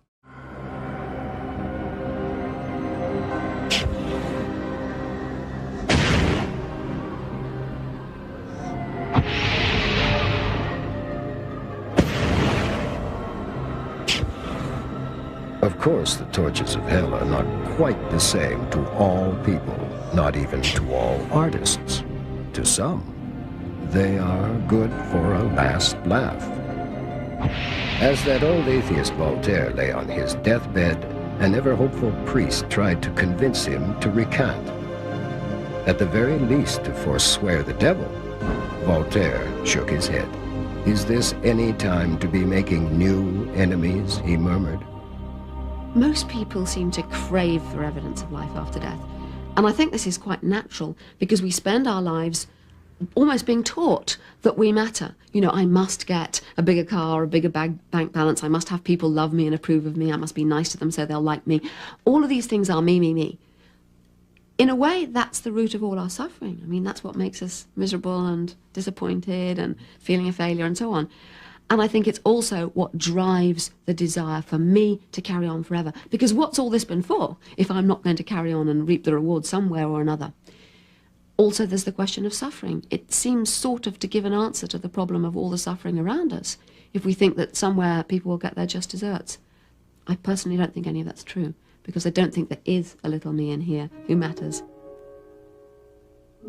After researching a number of the life reviews, I was amazed to discover my own prejudice as a member of this culture, that we tend to look in terms of up, down. You're a good girl, you're a bad girl. You're a sheep, you're a goat.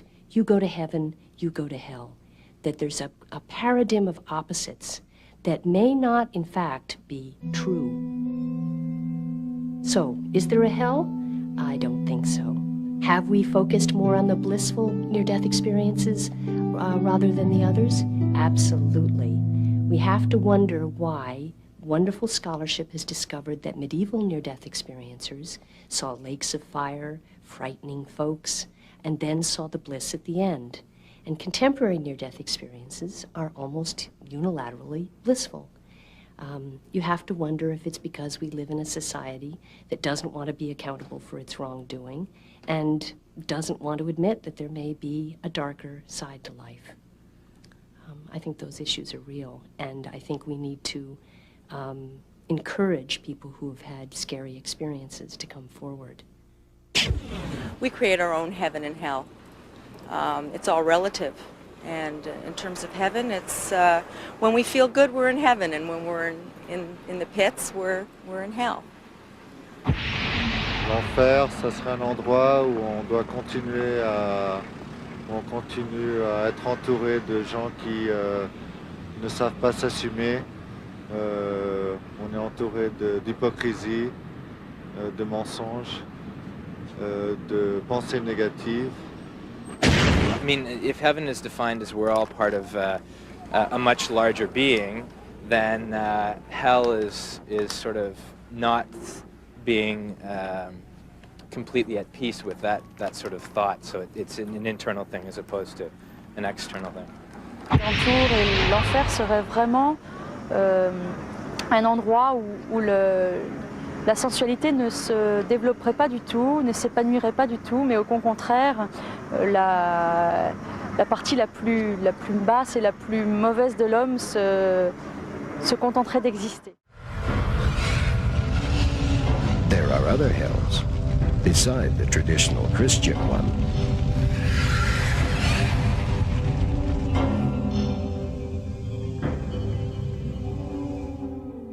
Darkness, void, vacuum, loneliness, absence, nothingness, non-existence. What I knew was that I was outside of the hospital, going into the sky.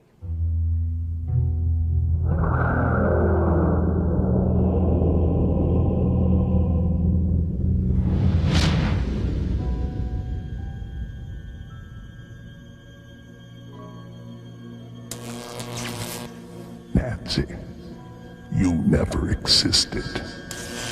You never will exist. 35 years ago, Nancy Evans Bush may have experienced the kind of hell referred to by Stan Groff when something went terribly wrong during childbirth. She has been trying to make sense of what happened ever since. You're not real. You never existed. Nothing you ever knew existed. You're not real. You never existed. You never will exist. Nor does anyone you think you ever knew, nor your life, nor where you live. You made it all up. You were allowed to make it up. Which meant that not only did I not exist, I remember saying telepathically, but the baby doesn't exist. Her year-old sister doesn't exist. Your mother, your husband, nobody you know exists. You're not real. And nothing you know is real. I've called it instant Holocaust. Nancy believes she has come to terms with the hell she experienced so many years ago. But what about those people whose near-death experiences threw them into hell and who found no hope, no redemption, no promise of anything better, who came back to this life with the sense that all they have to look forward to is perpetual misery? There is a gift in these experiences. Now, it's not a gift we want to get. But if we're stubborn enough, and for some of us this is the only benefit we've ever found for our stubbornness, but if we hang in there, we work through a lot of issues. We come to discover our religious faith in incredibly deep ways that we couldn't if we just kind of dazzled around on the happy level. So what I'm trying to do is go beyond just the idea of pain equals bad, equals punishment, equals hell, equals eternity, equals despair.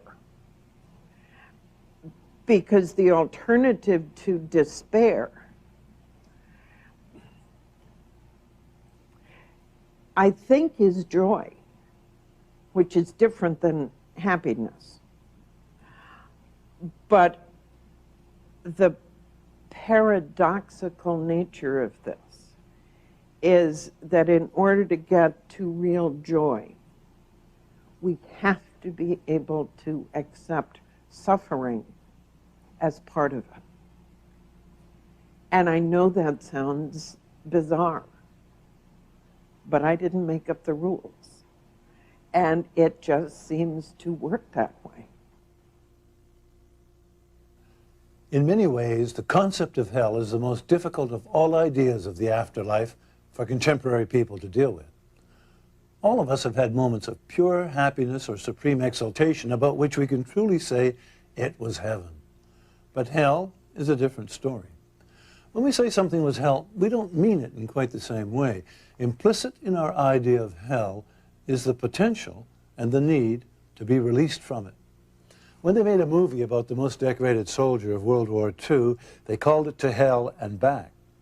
As far as I know, nobody's ever made a movie simply called To Hell, which is probably what's most nerve-wracking about hellish NDEs, that uncertainty about escape. Nancy Evans Bush, like any believing Christian, finds reason in her experience by affirming that only through suffering comes ultimate joy. But what if, as some hellish NDEs seem to demonstrate, it doesn't? A troubling question. And to be candid at this point, until more research into hellish NDEs has been done, I'm perfectly content not to know the answer.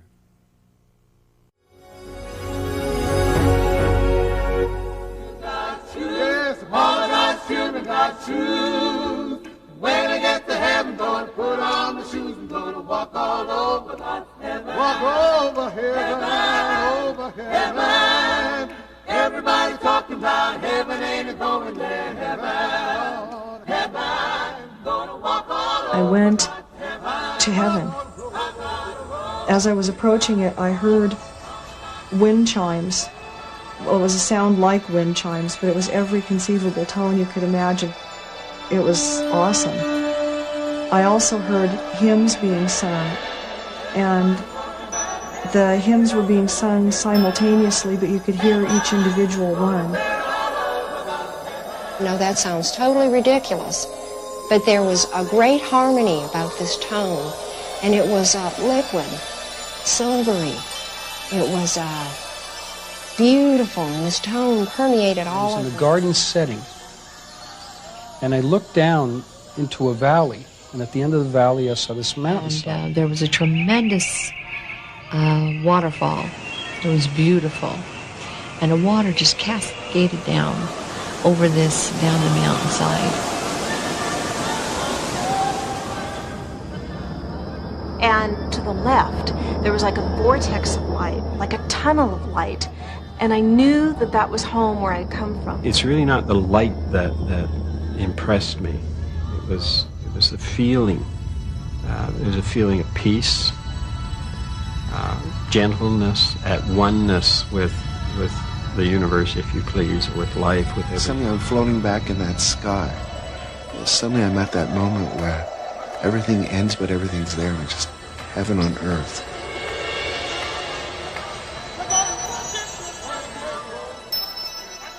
It was beautiful and it was scary. Vicky Umepeg is a blind musician.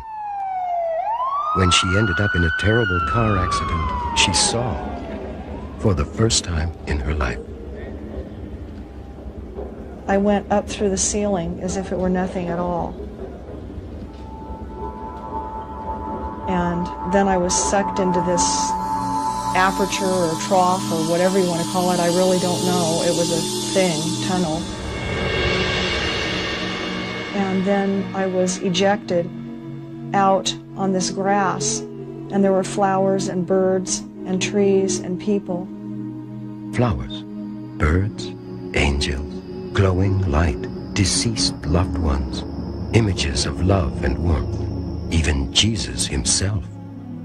Of course, an NDE is only one way of approaching the question of heaven. Does it exist? And if it does, what is it like? But since these experiences are so graphic, it's a good place to start. According to Coming Back to Life, PMH Atwater's study of near-death experiences, 90% of all NDEs are positive. In other words, 9 out of 10 of us think we're headed for the pearly gates. Mally Cox Chapman's book, The Case for Heaven, tells the stories of near-death experiencers who died and went to heaven, and then came back to talk about it. When I started researching The Case for Heaven, I looked at the world religions, what each major religion said about the afterlife, to see how they compared and contrasted. And I set up a tutorial with an astrophysicist to see if I could reconcile 20th century science with what we know about faith. So I've got to admit, I believed in heaven because when I was 4 years old, my grandmother told me there was heaven, and I believed my grandmother. But as an adult, I thought it was intellectually tacky. Astronauts had proven it wasn't in the sky, and Freud had made it pretty clear that wishful thinking exists. So I studied, and after about a year on religions and science, I began to think I knew something, which was probably a bad sign. And I gave a lecture in a small country church in Connecticut, and I was telling a Buddhist story that's rather dismissive of the afterlife. The Buddha was very intent on keeping his followers this worldly. And a woman at the back of the room was shaking her head in disgust. I thought that was pretty interesting and stopped my talk and called on her. And she said, I know there's a heaven because I've been there, and proceeded to tell her congregation of something that had happened to her 23 years before that she'd never told anyone, of being in the hospital miscarrying her 5th child, when suddenly she felt a cold, dark chill, and then enveloped by a warm and comforting light. And she heard a baby cry in the light, and was given to understand that the baby would stay in the light and was fine, but that she herself had to go back to Earth, that her work on Earth was not yet done. When she came back, there was a sheet over her head. She had been pronounced dead by the doctor on call. When she pulled the sheet down over her head, the nurse in the room shrieked and had to be sent home for the day. Now, Dorothy has no fear of death and is absolutely sure that someday, when her work on Earth is done, she will see her daughter in heaven. Now, what surprised me and had an emotional impact on me was the consequence of Dorothy's story to her congregation. This was not some flaky weirdo. This was not some egghead who thought she knew a lot about religion. This was the police dispatcher in town, an utterly trustworthy neighbor. She was the lay leader of her church. And it occurred to me suddenly that faith is a three-legged stool. It is scriptures from all the different traditions. It's the traditions that come out of those scriptures that our churches and mosques and synagogues teach us. But there's a third leg, and that's contemporary experience, and that I needed to learn more about it. Although Tina Wolfe was raised as a Buddhist, her glimpse of paradise bears a remarkable resemblance to the heaven described by other experiencers. When I had a heart attack, of course I didn't know till afterwards, but I had a beautiful sight. It's almost like a spring, and I was this side of the river, and I know I cannot swim, but I hear the warm, gentle voice calling me from other side, and I'm trying to cross the river, but I cannot find any boat or the bridge to cross over. But this scene, especially the green, I never saw such a soft, warm green. And it was so peaceful. I wanted to cross over, but I just couldn't. The existence of heaven in human thinking was an important consideration for Tom Harper, Rhodes Scholar, journalist, and author of Life After Death, as he researched his book. Near-death experiences seem to suggest that heavenly realms are just on the other side of death's door. But there's another way to approach the question, looking outward instead of in. The fact is that every culture, every religion, every people in history has come up with its own version of heaven, its destination for the spirit after death. They must have something to tell us, or else a lot of very bright people have been wasting a lot of time. There definitely is a heaven, and I have seen it, and I saw the flowers and the trees and everything else there. Yes, I have seen all of it. Well, in certain conceptions, heaven can seem pretty dull, and in others, pretty incredible. But putting aside the specifics, all views of heaven seem to see it as a kind of reunion with a force greater than the individual, and to view death as a gateway to this reunion. Unfortunately, no one ever brings back documentation. The closest we come are the experiences of people who have nearly died and have begun the transition. They've taken the first steps of the passage to where they're going. Heaven is the word we have in this language for a reality that is beyond words. It's a kind of cultural tagline that all of us understand. My experiencers of the 50 that I interviewed are actually quite modest about their claim of what they saw or how far they got or whether or not they actually were dead or participated in an afterlife. One of my experiencers said, "You know, I got to the gate, but you have to go through the gate to get to the fun part." Another experiencer saw a beautiful golden tree composed of tiny little golden lights, which she understood to be the souls of lots of people who loved her. I am not in a position, and I don't think anyone is, having studied heaven for 5 years, to describe heaven. All I can do is say I have so many stories and so much evidence of people who've traveled right up to the edge that we can afford to trust it.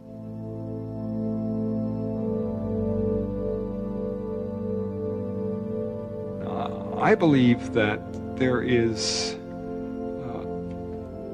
a fulfillment in heaven in the sense that if I have been given something and didn't have a chance, or out of fear didn't do something with what I was given, that in heaven that can be fulfilled. And I believe that heaven would be that kind of fulfillment, that sort of finishing of the person.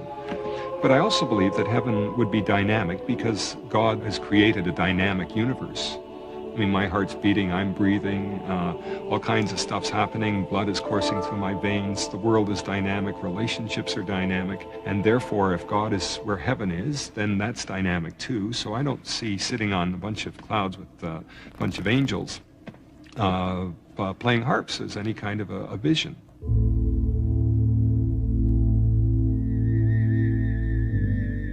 Buddha said that the deliverance from suffering is the only salvation. Man must escape the enslavement of earthly desires. He must divest himself of all illusion of individuality and become one with the universe.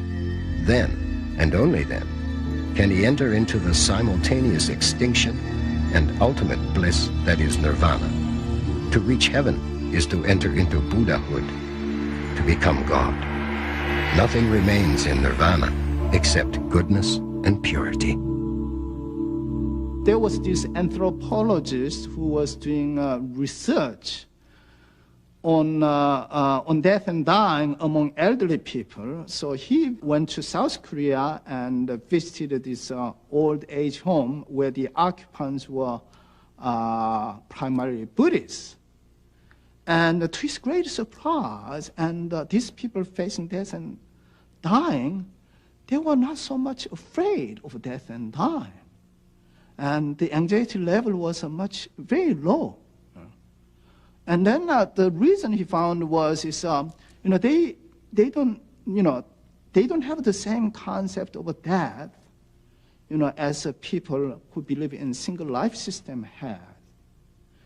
This is not the end. This is not the extinction. It's merely like you go through winter-like a period, you see. So it's uncomfortable, but there's a reassurance, and then you'll come to spring. It's like when the winter comes, spring will not be far behind, you see. So there's hope, and they'll have another opportunity. Islam is a faith of judgment. The Quran asserts, "And we will set up a just balance, so no soul shall be dealt with unjustly. And although there be the weight of a mustard seed, we will bring it forth and take account. And if the deceased has been a true believer, Allah will reward them for their steadfastness with a garden and a raiment of silk. Reclining therein upon couches, they will find there is neither excessive heat nor cold. Its clustered fruits will be brought within easy reach, and there will wait upon them youths who will not age." According to the Quran, heaven is what you would like it to be. It is the ideal utopia. So you'll have huris, you will have spouses, you will have fruits, you will have everything that your heart could desire. The Quran vividly describes the events on the day of judgment, wherein a sort of a scroll or a book, if you like, will be placed in front of each and every person, and recounting each and every minor or major deed or misdeeds which he or she has committed in this world. And they will then be judged according to their deeds. And if the good deeds outweigh the evil ones, the person will go to heaven. And if the evil deeds outweigh the good ones, he or she will go to hell. In traditional native belief, the spiritual and the natural are a unity. Death is part of the life process, and only those who have no idea how to live are fearful of dying. Death is the gateway to our return to the spiritual world. The spirit returns with the setting sun to the sacred way, to reunite with the oneness of the earth. For the Ojibwe people, the land of the dead is like a place of plenty. I think it's because native people traditionally have been hunters and gatherers and had a very difficult life. So in the afterlife, there's plenty of game to hunt. There's plenty of food. In Ojibwe traditions and myths, there's a lot of mention of lots of berries, blueberries, strawberries, raspberries. So there's an abundance of food, but always in the land of the dead, that's where you will find your ancestors and your friends who have passed on. Betty Eadie is the author of a worldwide bestseller entitled Embraced by the Light. During surgery at the age of 31, She literally died and went to heaven. Today, Betty travels widely and lectures about what happened to her. I saw this pinpoint of light, and this pinpoint of light attracted me. So I turned and I began to travel very quickly, and the light became broader and bigger. The love that was coming from that light began to surround me. And as I came to that intense light, I was taken to a garden, and I say garden because it was so manicured. And there was a tremendous waterfall. It was beautiful. And the water just cascaded down over down the mountainside. And everything there was alive. It had spirit. And I could see the beautiful flowers. And they were gorgeous. They are beyond any description. The colors, the fragrance. Again, they moved and swayed in perfect harmony to a melody that they produced, also very perfect for God. And as I came closer to the pond, I leaned over, and kind of brushed the water to look down into it. And when I did, I saw my spirit for the first time, and I marveled at what was now my parents, because instead of that, I'm going to cry, so I'm going to have to stop for a minute, if you don't mind. I imagine that Betty Eadie had a near-death experience, a profound experience that really changed her. I think the problem is that she has interpreted it in terms of her own Christian upbringing and has become absolutely rigid about the way of interpreting it. I think she's not at all open to any kind of other interpretation than a very fundamental Christian view that the God she met was the God of her own type of Christianity. I think her experience, like every other experience, was a product of her brain. And I think it's a shame that she is pushing this view of, I know the truth and you're all wrong, because her truth is not by any means the same as other NDEers or other people who've had mystical experiences. And I think that sort of rigid view does more harm than good. Here's something to consider. What do we need heaven for anyway? The skeptic might argue that heaven and hell are nothing more than a system of rewards and punishments we use to justify our own actions and to condemn those of people we don't like. Or perhaps as a way to keep certain people in power and promise others a reward after death, provided they don't make trouble in this life. Is that the real heaven? Pie in the sky when you die by and by? The promise of prizes? I think both the notion of heaven and hell are tied to the notion of justice and retribution, that in a cosmic sense, that if we live in a universe that makes sense, then we live in a universe that is, in a sense, fair. And that means that there must be, I think, some final drawing of the line, that certain people shouldn't get away with certain things and other people shouldn't have to put up with what they put up with. And that's been a traditional argument in favor of some kind of afterlife to start with, and then some kind of recompense at that stage. A lot of people, probably many more than will admit it, have undergone out-of-body experiences that they feel brought them close to heaven. Indeed, in some cases, all the way there. And a great many more people believe they will encounter such an experience based on the sacred texts and the teachings of their religion. Is it all merely wish projection? Or is there truly a different dimension, as the vast majority have always thought? In the final analysis, most of us believe or intuitively think and hope there is.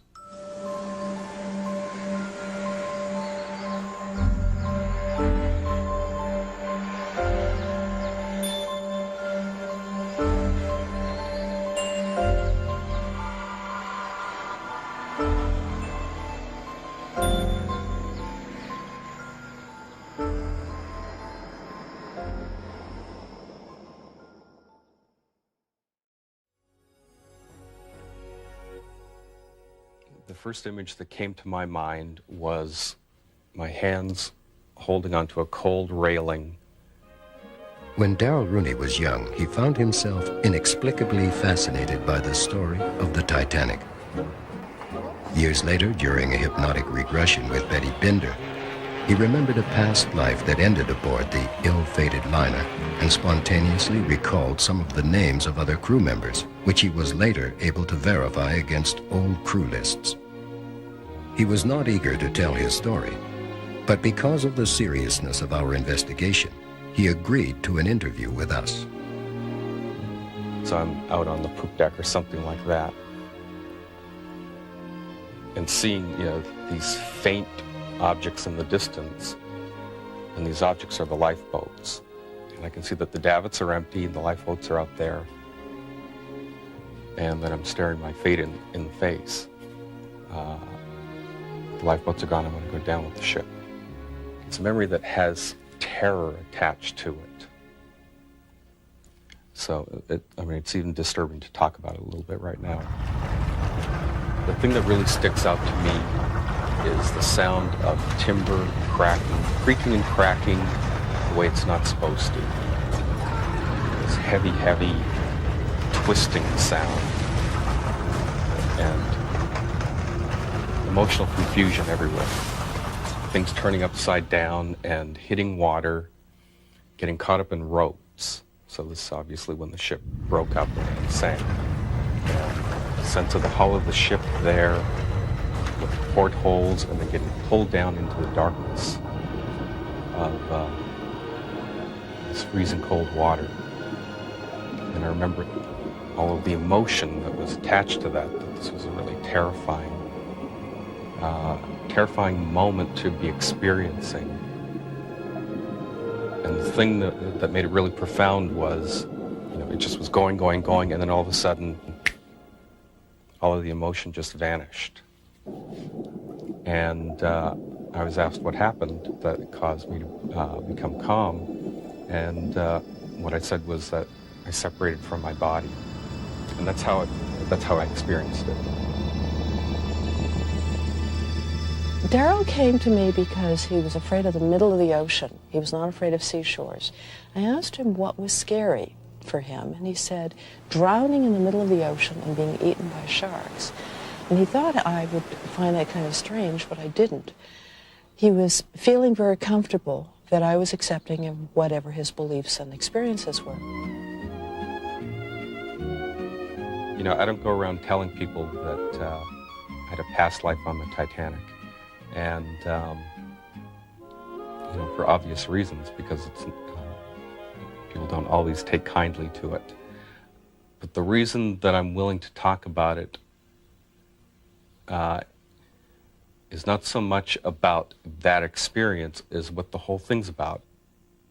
The Darrell Rooney that I met in about 1981 had some bleed through from past life memories, and in some ways was very different.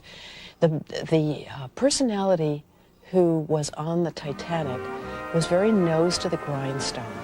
He worked in a boiler room, and he went to work, and on his off time, he would go up one deck to the bar, and he'd hang out with his buddies, and he never had any life beyond his work.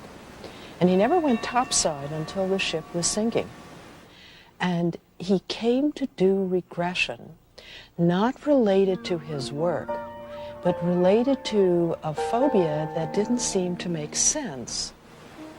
Stories like Darrell Rooney's convinced Tom Harper, theologian, journalist, and best-selling author of Life After Death, that the whole concept of reincarnation needed special consideration. When I came to this point of my research, I knew that reincarnation, the idea that we keep coming back until we get it right, so to speak, was believed in by some early Christians. I was also aware, of course, that nearly two-thirds of humanity have always believed in it in one form or another over many thousands of years. It was important for me, therefore, to look at it as objectively as possible. I think we keep coming back because we have to learn new lessons, and whatever we're going through now, we're back in school for something. Suffering 103 or whatever. There are too many people on earth to die and go to heaven, because heaven would be awfully crowded. You know? And so that's why I think that you know, people are reincarnated. Mon âme sortira de mon enveloppe charnelle, puisqu'elle ne pourra plus y rester.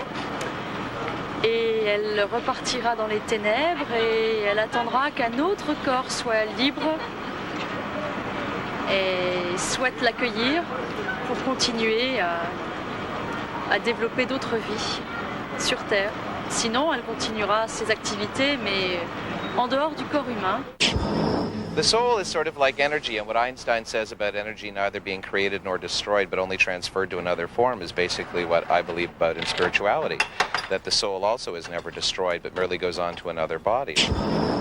Apparently one of them was I was a street urchin, and I've been a male in past lives. I can see that, and I have a fair bit of androgyny, and I identify on a fairly male plane, right? I may pose something that will be very disquieting to people or to those fates and people who think that there's only one life.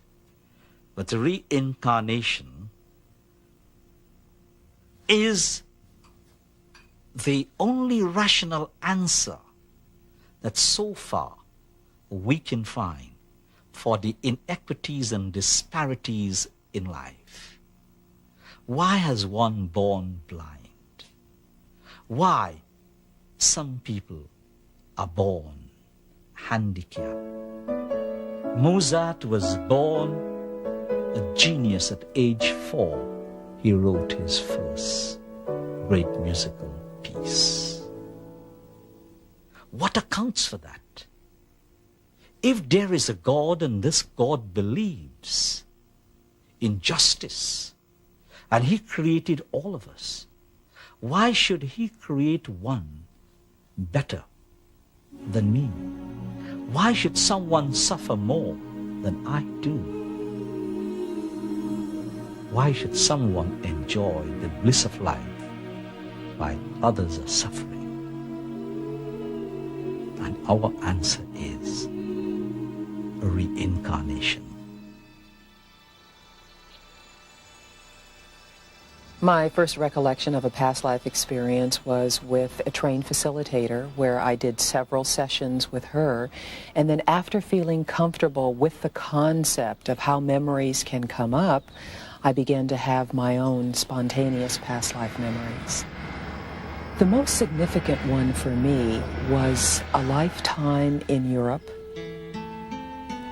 And I remember being a rather young woman and being dressed in rather coarse clothing, muslin-type material. There were 3 or 4 children there. I was trying to prepare a meal just out of water and vegetables, caring for them. There was no husband around, and the next memory that popped out of that was that he had gone away to war, and he wasn't going to be returning. I had been left alone. And of course that information began to dovetail with my own feelings of abandonment that I'd had all my life. So, in one life, Denise Lampron tells us she was an impoverished farm woman in medieval Europe. In another, she was reincarnated as a Native American male warrior. My Native American experience, well, in that one I was a male. I was a warrior, which is the issue, is basically the same, just experienced it differently. I lost my spouse again in that lifetime. See, we're continuing with the same theme. And lost from my tribe for something that I believed in, which again is another issue in my life. My beliefs have always sort of segregated me from the group. So that was one where it was made clear to me that I was willing to suffer for what I believed in, or to sacrifice, let me put it that way, for what I believed in. Obviously, she believes what she says. But do we? To Christians, the idea that we can change, improve ourselves as we progress from one life to another runs counter to some central doctrines. For example, the unique importance of having only one life to live in this world, the resurrection of the body, a final judgment, and even heaven itself.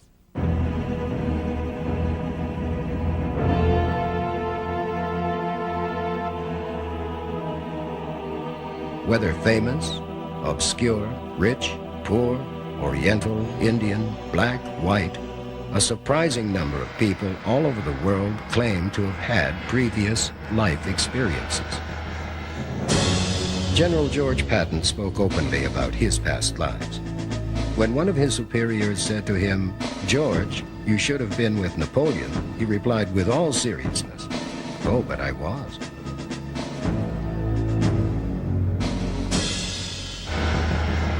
But how can people be sure that they are experiencing a past life? How does the process actually occur? Today, it is often with the assistance of a facilitator. Betty Bender is the president of the Association for Past Life Research and Therapies. Well, what I'm finding is that there's an increasing interest in past life regression, in remembering our past lives, and in the application of this modality to improving the present and improving our, what we might call psychic experiences or our meditational abilities. I feel in part it's because people are looking for alternative healing modalities.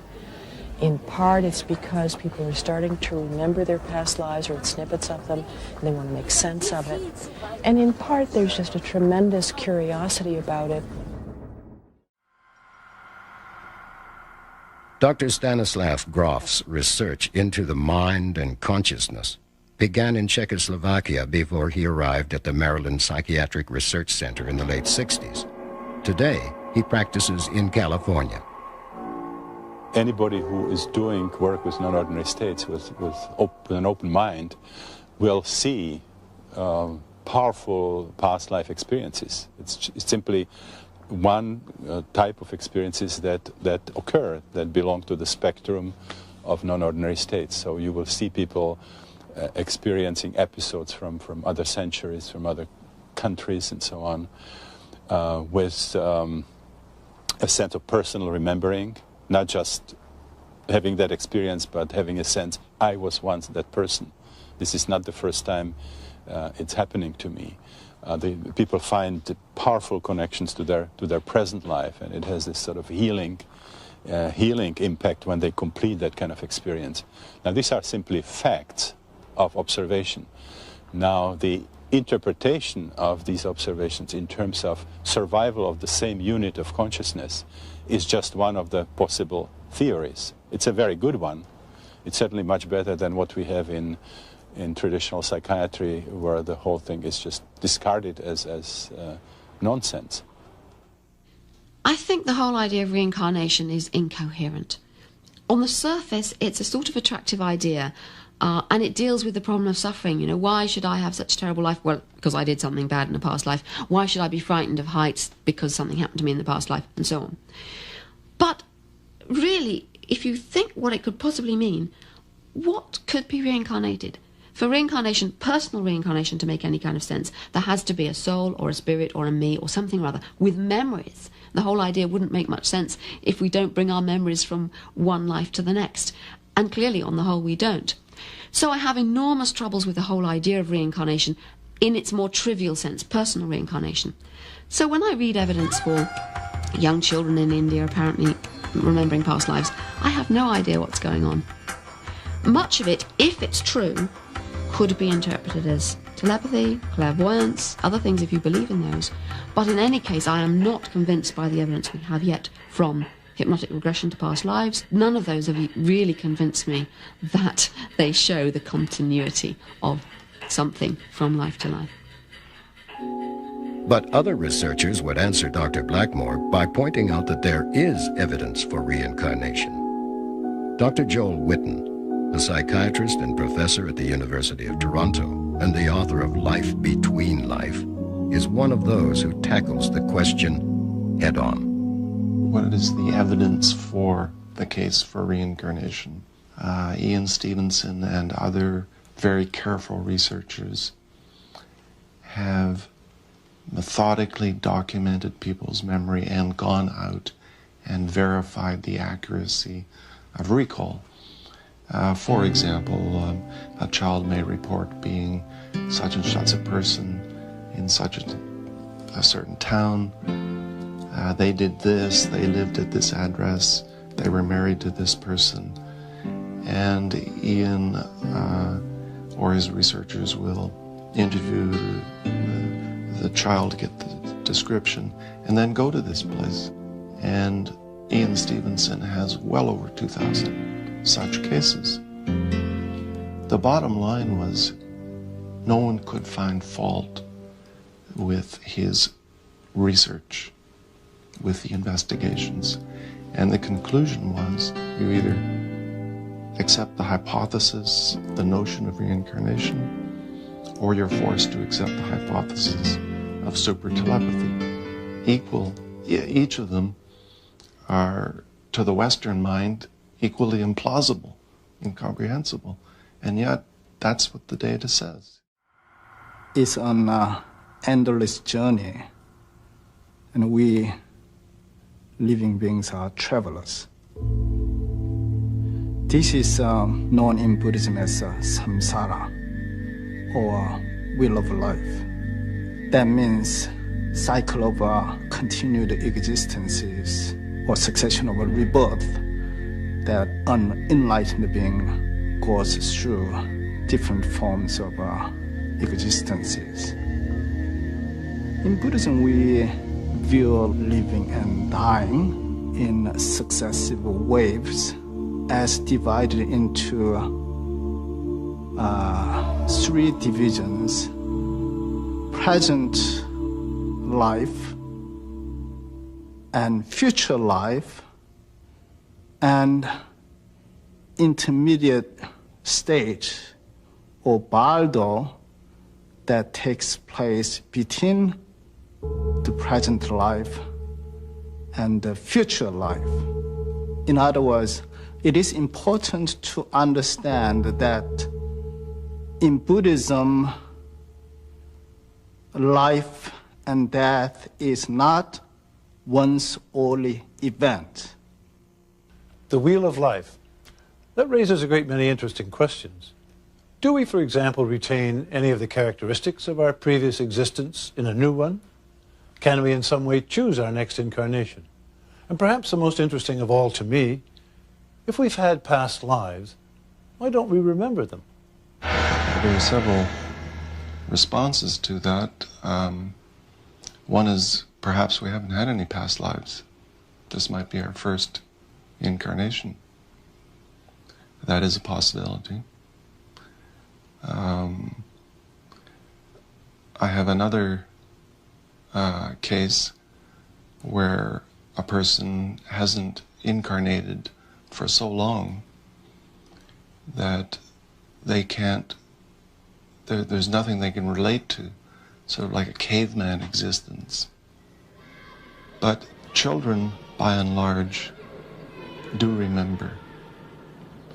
It's been my experience and the experience of many people who are familiar with the idea of reincarnation. If you take a child who's 3 or 4 that has sufficient language to understand what you mean, many children can simply tell you, oh, my name was Ethel, and I was worked on a farm, and I was married to Sam, and I think I had 4 kids. And I think I remember dying when I was 82 or something.